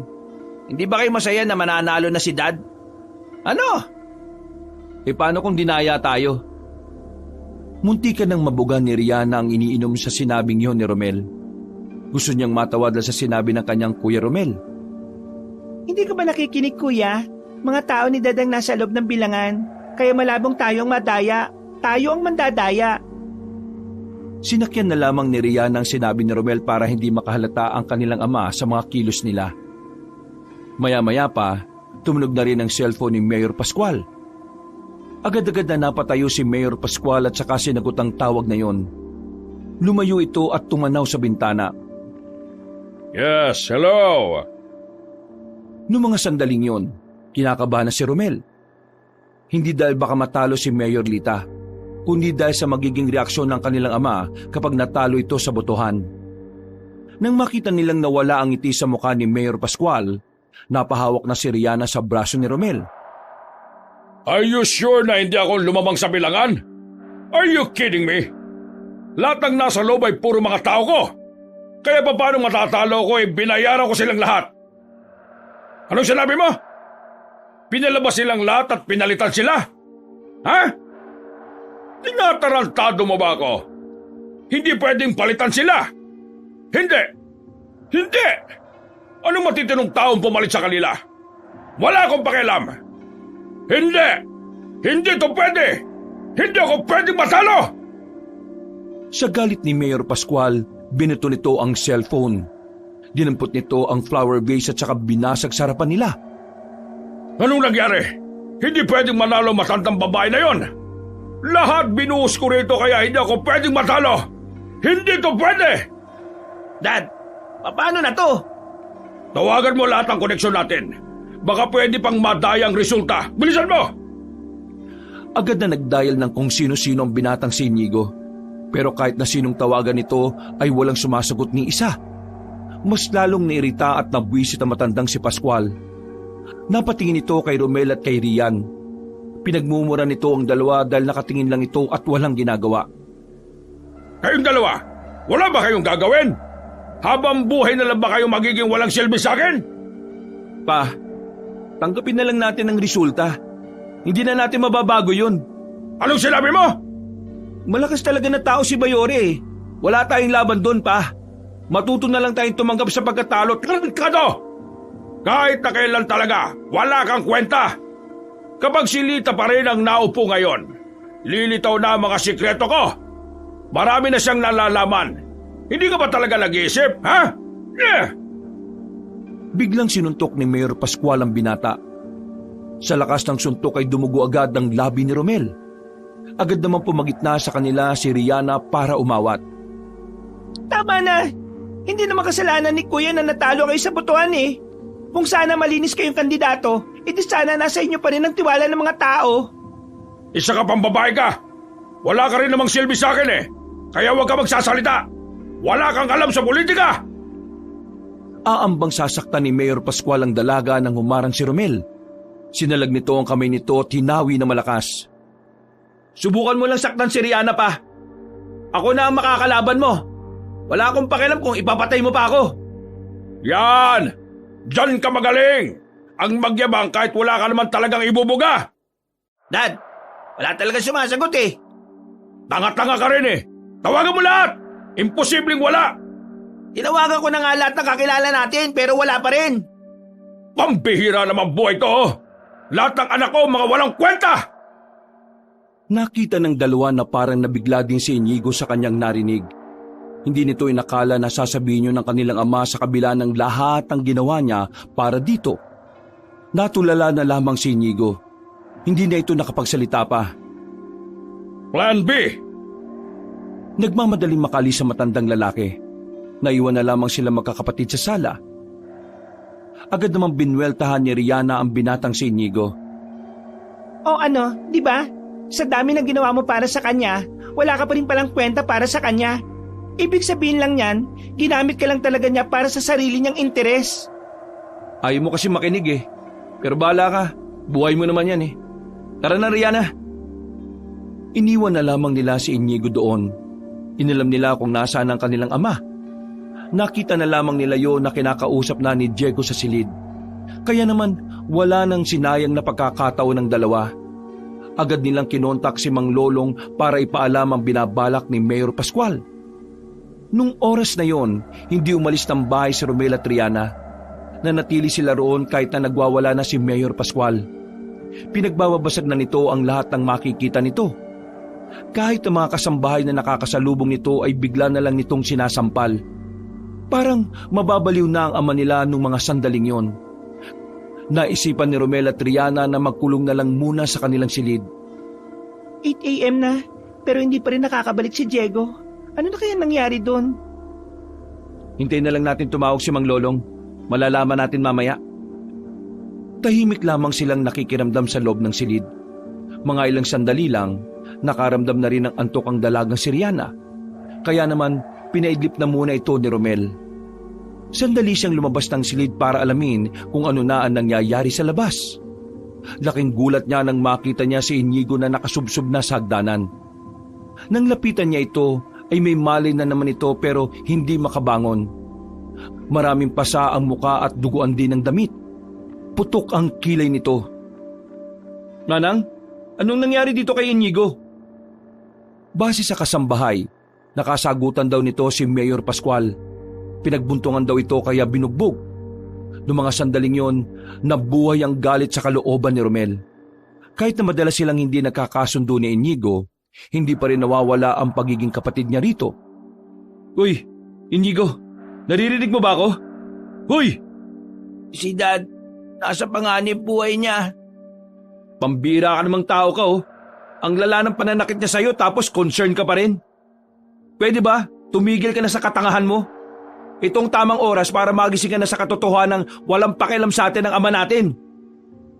Binuhat ni Romel ang binata patungo sa silid ni Riana. Sakto namang nagising ang dalaga at maging ito rin ay nagulat sa kanyang nakita. My gosh! Ano to? Hirap siyang makalakad. Nalabog buong katawan niya. Pinagbuntunan siya ni Papa eh. Ah, ganun? Ayaw mo kasi makinig sa amin ni Kuya eh. Tinan mo ngayon ang ginawa niya sa'yo. Ilong-ilo ka, di ba? Yun yung taong iniidolo mo. Walang ibang alam kundi manggamit at manakit. Riana, hindi ngayon ang tamang oras para magsermunan tayo. Tulungan mo na lang ako na gamutin ang mga sugat niya. Bantay mo to. Kukuha lang ako ng gamot para mabawasan yung kirot. Pasalamat ka, mababait kami. Kung hindi, pinabayaan ka na lang sana namin. Salamat sa inyo. Che! Mga ilang sandali lang ay bumalik na rin si Romel. Pinainom nila agad ng gamot ang binata at saka nilagyan ng yelo ang ilang parte ng may bukol. Makalipas lang ang ilang minuto ay nakaidlip na rin si Inigo. Maghapon silang naroon sa loob. Nakatulog na nga rin si Romel dahil sa sobrang pagod at antok. Bandang 6:00 na ng gabi nang magising sila dahil sa malakas na boses ng kanilang ama. Naririnig nila yon na sigaw na naman ng sigaw. Hinahanap nito si Diego. Pero hanggang sa mga sandaling yon, hindi pa rin nakakauwi ang batang aswang. Nagawa ng makabangon ni Inigo. Pero hindi pa rin ito makapagsalita ng maayos dahil namamaga ang bibig nito. Delikado. Anong sinasabi mo? Umalis tayo rito. Darating si Jason. Yung lalaki nagbenta kay Diego? Oo, aswang yun. Manginginig sila kay Dad. Wala lang maibayad si Dad kaya makakagulo rito. Nang mapagtanto ni Romel ang bagay na yon, ay agad na siyang naalarma. Agad siyang tumayo. Pinagpapapasok na niya sa bag ang lahat na magagamit nila sa kanilang pag-alis. Saan na tayo pupunta nito? Kahit saan, basta malayo rito. Umalis niya kayo. Pinagsasabi mo, sasama ka no? Iiwan si Dad. Sasamahan ko siya. Hoy, umising ka na nga sa katotohanan, Inigo. Masamang tao ang tatay natin. Wala ka ng dahilan para pagkatiwalaan pa siya. Papatayin ka niya kapag wala ka ng pakinabang. Naintindihan mo ba ako? Ang sabi niya, tutupayin ba namin ng pangarap namin eh. Bibili pa niya ang posisyon sa politika eh. Hindi na mangyayari yun. Talo nga si Papa eh. Ginamit ka lang niya. Ginamit niya lang tayo. From the very beginning. Wala siyang pagmamahal sa atin. Kaya nakikiusap ako sa'yo. Gumising ka na sa katotohanan, Inigo. Iligtas mo sarili mo. Narito pa kami ni Riana. Kami ang totoo mong pamilya. Bakit? Bakit ito ginagawa? Bakit? Tanga ka ba? Malamang magkakapatid tayo. Pero marami akong ginawang kasalanan sa inyo eh. Nako, saka mo na isipin niya mga yan. Ang malaga magkakasama tayo. Natatandaan mo ba yung sinabi sa atin ni Mama bago siya nawala? Protektahan natin si Riana dahil tayo ang kuya niya. Hindi ko yung kaya mag-isa. Kailangan kita, Inigo. Huwag ka na kasi mag-inarte dyan. Makinig ka na lang sa amin. Saka na tayo mag-usap-usap sa mga kasalanan mo sa amin. Kung nakikita tayo ni Mama ngayon, magagalit sa amin yon kapag iniwan ka namin. Wala nang nagawa pa si Inigo. Inalalayan na ito ni Romel. Bago pa makaakyat si Mayor Pascual, lumabas na rin sila. Pero dumaan na muna sila sa silid ni Inigo para kumuha ng baril. Wala silang ibang bababaan kundi ang bintana lang. Kinuha nila ang kumot at yun ang pinantali nila sa bintana. Naunang bumaba si Rihanna. Pinasunod naman ni Romel si Inigo. Nang marinig na nila ang tinig ni Mayor Pascual na nasa second floor na, nagmamadali nang makababa rin si Romel. Inakay niya ulit si Inigo. May daan sa likuran ng mansyon na sa mga sandaling yon ay walang nagbabantay. Doon na sana sila dadaan. Ang kaso nga lang, bigla na lang silang nakarinig ng mga putukan sa paligid. Dumating na ang mga aswang para singilin si Dad. Sa halip na makalabas na sila ng mansyon, napilitan silang magtago sa storage room na naroon lang din naman. Halos 5 minuto rin nilang narinig ang mga putukan. Maya-maya pa, tumahimik na rin ang buong paligid. Lalabas na sana sila sa likuran pero nakita nilang may mga aswang sa parting yon. Kaya naman pumunta sila sa gilid ng mansyon. Naghahanap sila ng pwede nilang malalabasan. Pero agad silang napatago ulit sa gilid nang marinig nila ang tinig ni Jason. Kausap na nito ang dating mayor na si Pascual. Sinabi ko naman sa iyo, di ba? Pagkatapos ng eleksyon, kapag hindi ka nakabayad, ito ang mangyayari. Pero alam mo ba kung bakit ako galit na galit ngayon? Nakikiusap ako sa iyo. Bigyan mo naman ako ng tamang panahon. May mga natitira pa akong negosyo. Ibibigay ko sa iyo ang lahat ng yon. Huwag mo lang akong patayin. Wala na akong pakialam sa negosyo mo. Galit ako, hindi dahil sa pera. Galit ako dahil patay na si Diego.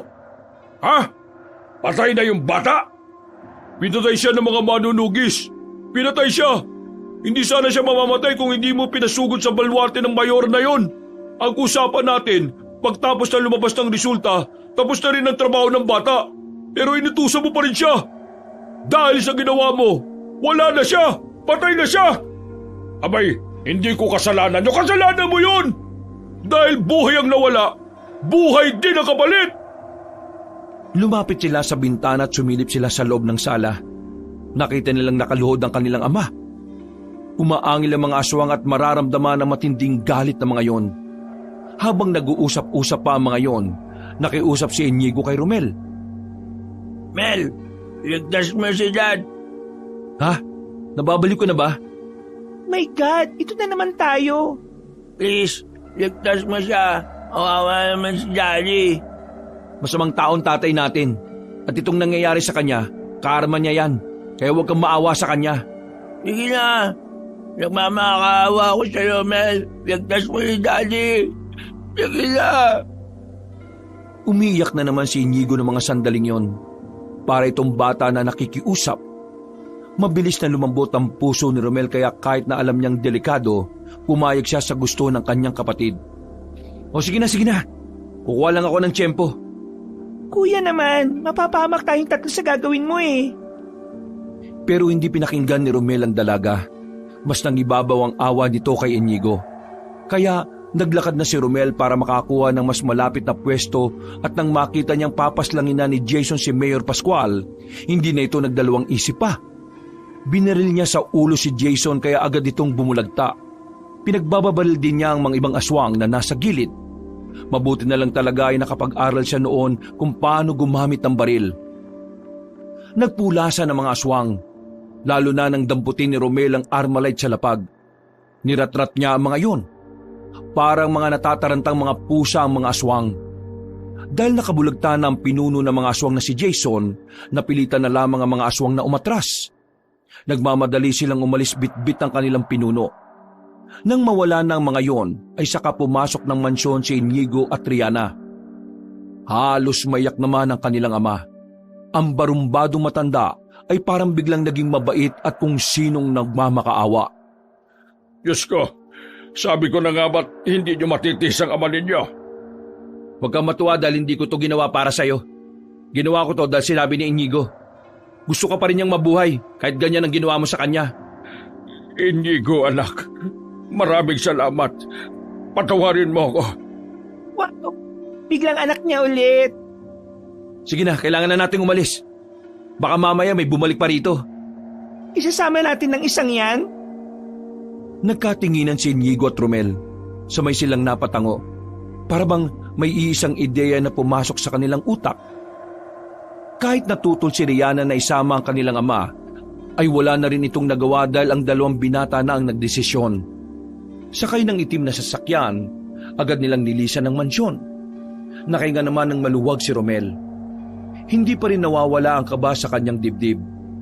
Batid niyang sa kanyang ginawa, siya naman ang susunod na pag-iinitan ng mga aswang.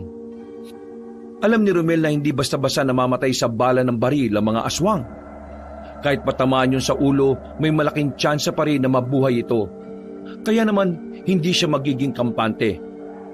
Walang dahilan para magdiwang ang kanyang kalooban. Makalipas ang halos 10 minuto, narating na rin nila ang lugar nila Mayora. Sa gilid-gilid pa lang, makikita na agad ang mga pulis na nakabantay. Nagtataka naman ang matandang lalaki na si Pascual kung anong ginagawa nila roon. Teka lang, bakit tayo narito? Bahay ito ni Lita. Bakit ang daming pulis? Wala na tayong ibang mapupuntahan. Dito lang tayo ligtas. Kaya huwag ka nang mag-inarte. Magpasalamat ka na lang kay Inigo dahil siya ang dahilan kung bakit ngayon nakakalanghap ka pa rin ng hangin.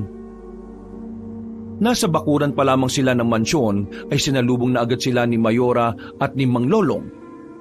Kasama ng mga ito ang ilang tauhan na matandang babae. Hindi makatingin si Mayor Pascual noong mga sandaling yon. Parang wala itong maiharap na muka. Magandang gabi sa iyo, Mr. Pascual. Welcome sa bahay ko. Hindi mo man lang ba ako babatiin dahil ako pa rin ang nanalo sa botohan? Bakit kita babatiin? Alam ko namang gumamit ka ng mga pandaraya para lang matalo ako. Dad, hindi tayo nagpunta rito para makipagmataasan kay Mayora. Nandito tayo para humingi ka ng tawad sa kanya at aminin mo na mga kasamaan na ginawa mo. Anong sinabi mo? Dad, ang dami na nangyari. Di ka ba nag-aalala sa aming mga anak mo na nalagay na rin sa alanganin dahil sa lahat ng ginawa mo? Kaya pakiusap, gawin mo na kung ano ang tama. Akala ko ba kakampi kita? Kakampi mo naman ako mula pa niyong una. Kahit binagbog mo ako at nawasak ng bibig ko, hirap na ako magsalita. Pero, alam mo, wala kang pakialam sa akin Nakakapagod ka nang intindihin. Nakakapagod ka nang samahan. Nakakapagod ka nang ipagtanggol kahit na alam kong mali ako.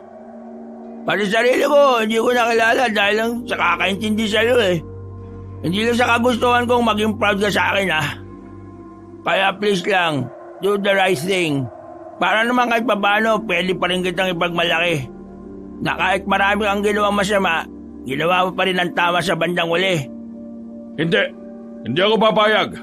Ako? Magpapakumbaba sa taong kumuha ng lahat na para sa akin? Hindi ako papayag. Kung hindi mo pipiliin ang tama, wala na akong magagawa. Ito na uling pabor na ginawa ko para sa iyo. Pero hanggang sa mga puntong ito, wala kang ibang inisip kundi ang sarili mo lang. Takpin nyo na ito. Ikulong nyo sa loob. Habang hindi pa natatapos ang problema sa mga aswang. Dito na muna natin siya ikukulong. Hindi siya pwedeng mapahamak dahil kailangan niya pang malitis at pagbayaran ng kanyang mga kasalanan. Inigo, ano to? Traidor ka rin kagaya ng dalawa mong kapatid? Wisit ka? Pagkatapos kitang pag-aralin at palakihin ng maayos, lahat binigay ko sa'yo. Tapos ito isusukli mo sa akin? Hinawakan na ng mga kalalakihan na matandang lalaki. At kahit magsisigaw ito ay wala na rin itong nagawa. Bumuntong hininga na lamang si Romel. Dismayado siya sa kanyang ama dahil kahit na anong mangyari, wala talaga yung planong magbago. Halika kayo rito sa loob. Dito na lang ako sa labas. Bakit ayaw mo sumama sa loob? Kasama ako ni Dad sa pagplano kung paano pabagsakin si Mayora. Wala akong karapatang pumasok sa bahay niya. Hindi kita sinisisi. Naging anak din ako. At naiintindihan ko na ginawa mo lang yon para mapasaya ang magulang mo. Masyado kang naging bulag sa mali dahil ang tanging nasa puso mo lang ay tulungan ng papa mo. Kaya naiintindihan kita. Hindi mo kasalanan ng lahat ng nangyari.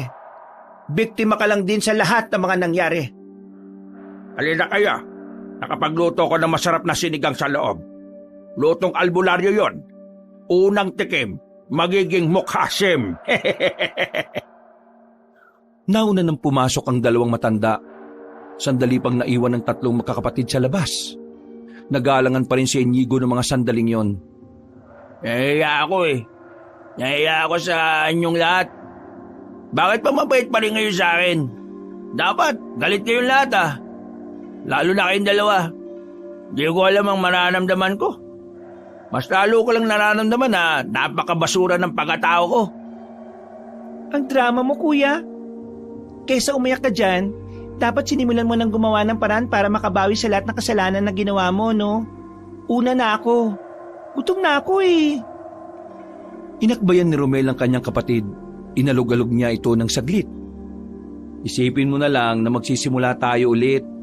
Kaya huwag ka nang mabahala sa mga iniisip mo. Kami ang pamilya mo, Inigo. Kami ang makakasama mo. Sabay na silang pumasok sa loob ng mansyon ni Mayora. Makakasama silang kumain. Ang gabing yun ay naging payapa lamang para sa kanila.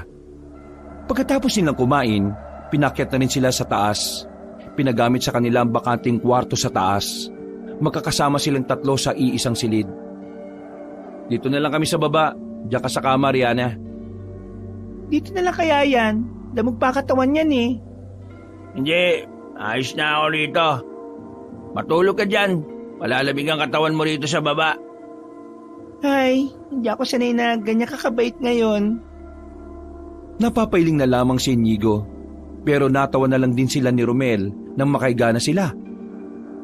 Unti-unti na ring nakatulog si Inigo at Rihanna. Hindi makatulog si Romel noong mga sandaling yon. Kaya naman lumabas siya ng kanilang silid para makausap si Mang Lolong. Naabutan naman niya itong nagmumuni-muni sa bakuran ng mansyon. Nilapitan niya ito at ngumiti naman ito sa kanya kaagad. Ah, bakit hindi ka pa natutulog? May gumugulo siguro sa isipan mo, ano? Iniisip ko po kasi yung mga aswang eh. Hindi ko alam kung ano ang susunod na mangyayari.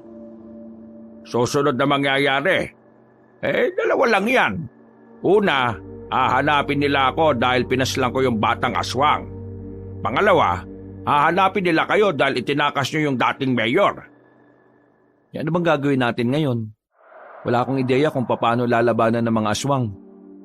Maraming tauhan na inihanda si Mayora. Pero kailangan pa rin natin maganda. Hindi natin pwedeng iasa lahat sa mga tauhan niya dahil panigurado, gigil na gigil sa atin ng mga aswang. Yung pinuno yata nila, nabaril ko sa ulo. Pero alam kong hindi pa siya patay eh. Kaya yun ang kinakabahala ko. Di talaga sila basta-basta mamamatay. Mas magandang puntirihin sa kanila ang kanilang puso. Mang Lolong, tapatin niyo nga ako. Mananalo ba tayo sa laban o hindi?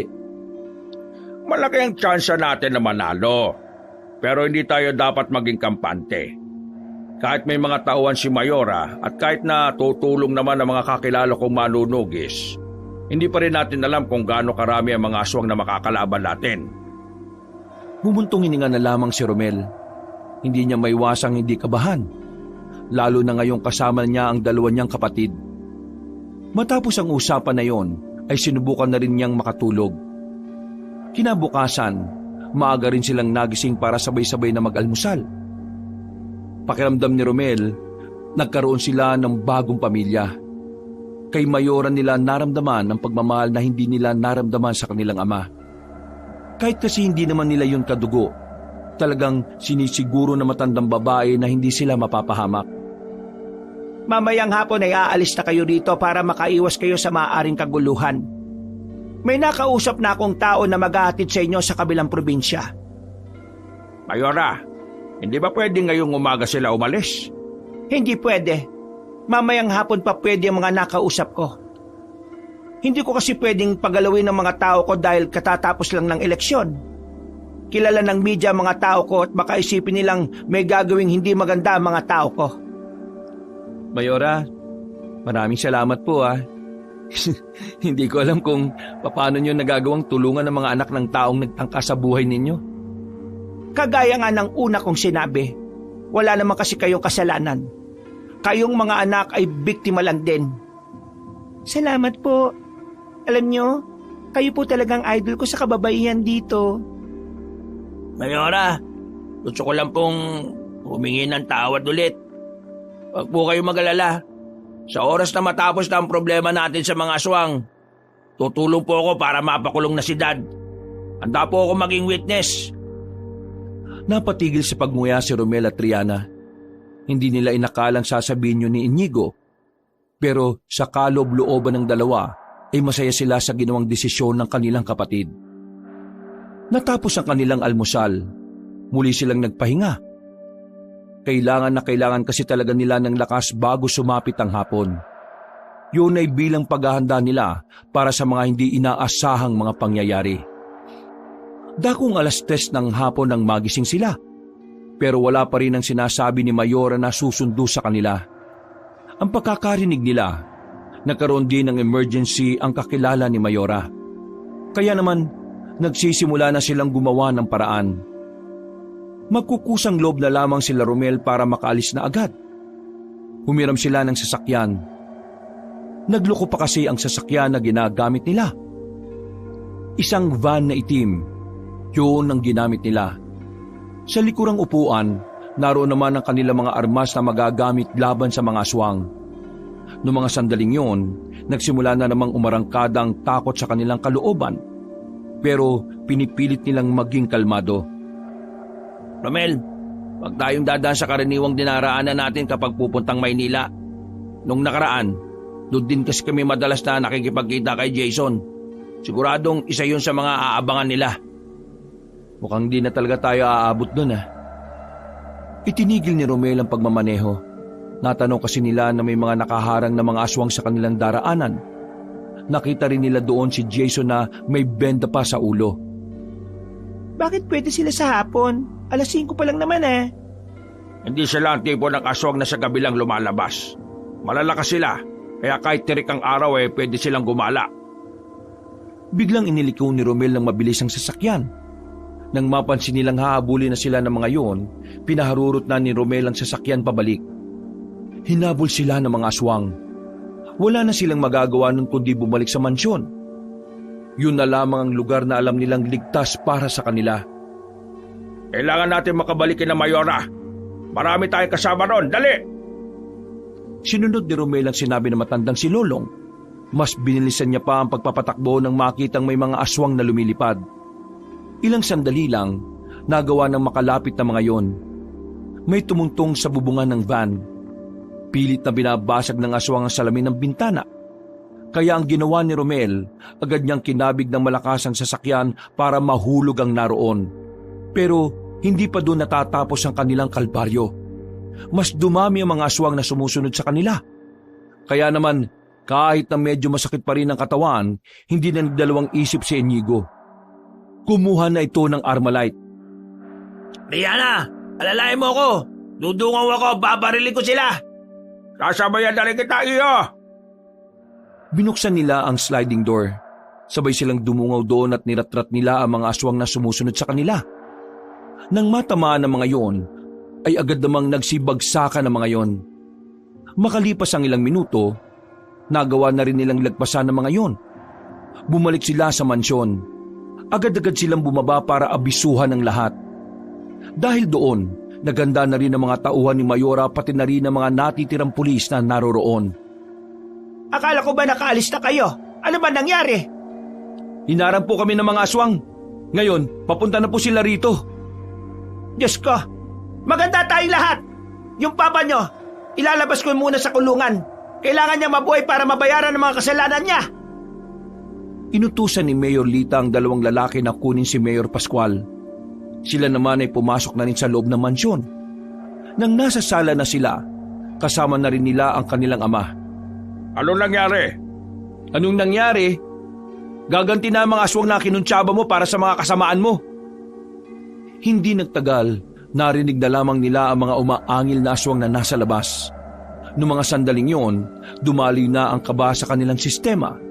Kanya-kanya na silang hawak ng baril. Nang magsimula na ang kaguluhan, nakita nila kung gaano kabagsik ang mga aswang. Sinira ng mga aswang ang mga poste ng ilaw sa labas. Kaya naman mas lalong nahirapan ng mga nasa loob ng mansyon para patamaan ng bala ang mga aswang. Kailangan natin makalis muna rito. Tagilid tayo. Sumunod kayo sa akin. Meron silang dinaanan ng maikling pasilyo at sa dulo nito meron namang silid. Pagpasok nila roon, nagpatulong lang si Mayor Lita sa dalawa niyang tauhan na itulak ang kabinet. Sandali na muna nilang binitiwan na matandang si Pascual. Nang matulak na ang kabinet, ay lumitaw roon ng isa pang pintuan. Agad-agad na binuksan ni Mayor ang pinto. At sa hindi inaasahang pagkakataon, bigla na lamang tumakbo si Mayor Pascual papasok sa loob ng pinto.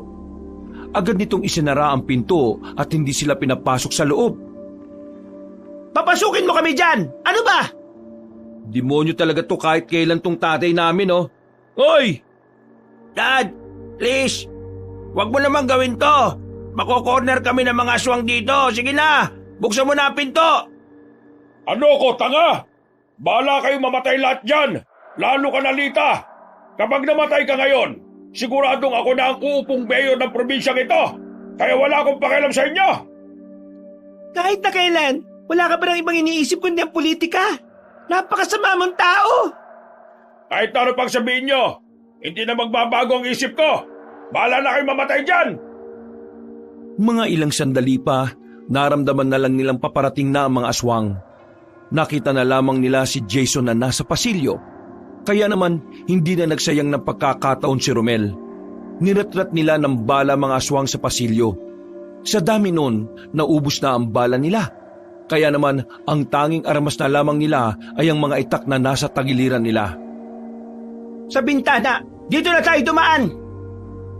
Binasag ni Romel ang salamin. Habang nasa pasilyo pa ang ibang aswang, isa-isa na rin silang lumabas. Ang kaso nga lang, hindi pa man sila nakakalayo ay naharang na sila ni Jason. Saan kayo pupunta? Tatakasan niyo mga ginawa niyo kalokohan? Si Dad ang may kasalanan sa inyo, hindi kami. Hindi na sila pinakinggan pa ng aswang na si Jason. Bigla na itong nagbago ng anyo. Pumangit na ang mukha nito at saka dali-daling gumapang patungo sa kanila. Buti na lang ay humarang agad si Mang Lolong. Agad nitong hinataw ng hawak na itak ang aswang na si Jason. Tinamaan naman yun sa katawan, pero hindi pa rin yun umubra. Nahawakan ni Jason si Mang Lolong sa leeg. Nang makita nilang paigpit ang pagkakasakal, hindi na nagdalawang isip si Romel at si Inigo. Lumusob na rin sila para iligtas sa matandang si Lolong. Pero ng mga sandaling yon, hindi pa rin talaga umuubra ang mga ginagawa nila sa aswang na si Jason. Hindi tayo dapat mawalan ng pag-asa. Kaya natin ang isang yan. Pangkaraniwang aswang lang siya. Pagbabayarin ko kayo sa lahat ng ginawa nyo, lalo na kay Diego. May inilabas na punyal ang matandang si Lolong. Kulay pilak ang punyal na yon. Nang muling lumusob ang aswang na si Jason sa kanila, nagkaroon na ng pagkakataon si Mang Lolong para itarak ang punyal. Nasaksak ni Mang Lolong si Jason sa hita. Dahilan para bumagal ang kilos nito. Nanlalaki rin ang mga mata nito. Hindi makapaniwala sa ginawa ng matandang si Lolong. Ay aswang, katapusan mo na ngayon. Mauna ka na, tanda. Uugod-ugod ka na kaya kailangan mo ng humimlay. Romel, Indigo, lusob! Sabay-sabay sila, pero binalibag lang ni Jason si Inigo. Dahil naman doon, nagkaroon ng pagkakataon si Mang Lolong na makalapit. Hindi na namalayan ni Jason na nakatarak na ang punyal na pilak sa dibdib niya. Nang hugutin niyo ni Mang Lolong, umagos agad ang dugo ni Jason. Gegewang-gewang ito na parabang matutumba na. Mamamatay na ba siya? Mabisang pamatay sa mga aswang ang kahit na anong pilak na gamit. Kaya hindi na rin magtatagal yan. Tumingin pa ng masama sa kanila si Jason bago ito tuluyang bumagsak. Nang malagutan na ng hininga ang pinuno ng mga aswang, saka naman dumating ang mga manunugis na kasamahan ni Mang Lolong. Ang mga yun na ang umubo sa mga natitirang aswang. Kalaunan, naipanalo na rin nila ang laban. Naging maduguman ang gabing yon, pero nakahinga na rin sila ng maluwag. Samantala, nang lumabas naman sa silid si Mayor Pascual, dinakip na rin ito agad ng mga pulis. Hoy, Inigo! Tulungan mo ako! Sabi mo sa kanila na wala akong kasalanan. Hindi ba anak kita? Tulungan mo ako! Naririnig mo ba ako, Inigo? Hoy! Hindi na nagsalita pa si Inigo at pinagmasdan na lamang nila ang kanilang ama habang hila-hila ng mga pulis. Napapabuntong hininga na lamang si Romel. Samantalang napayakap na lamang sa kanila si Rihanna. Sandamukal na bangkay ang inalis sa mansyon ng mayora noong mga sandaling yon. Ang mga bangkay ng mga tao ay nailibing na maayos, samantalang ang mga aswang naman ay sinunog. Mula noon, naging mapayapa na rin ang buhay ng tatlong magkakapatid. Sa wakas, wala na rin ang nagpapahirap sa kanilang kalooban. Nahatulan ng patong-patong na parusa ang kanilang ama. At ayon sa kanilang pagkakaintindi, sa kulungan na rin ito mamamatay. Makalipas ang 5 buwan, nagsariling sikap ang tatlo para makapagpatayo na lamang ng maliit na negosyo. Tinulungan sila ni Mayora bilang ganti na rin sa kanilang pakikisa tungo sa kapayapaan. Tis-tis lang, aahon din tayo sa negosyo natin. Ang mahalaga naman ngayon, kuya, marangal at legal ang negosyo natin.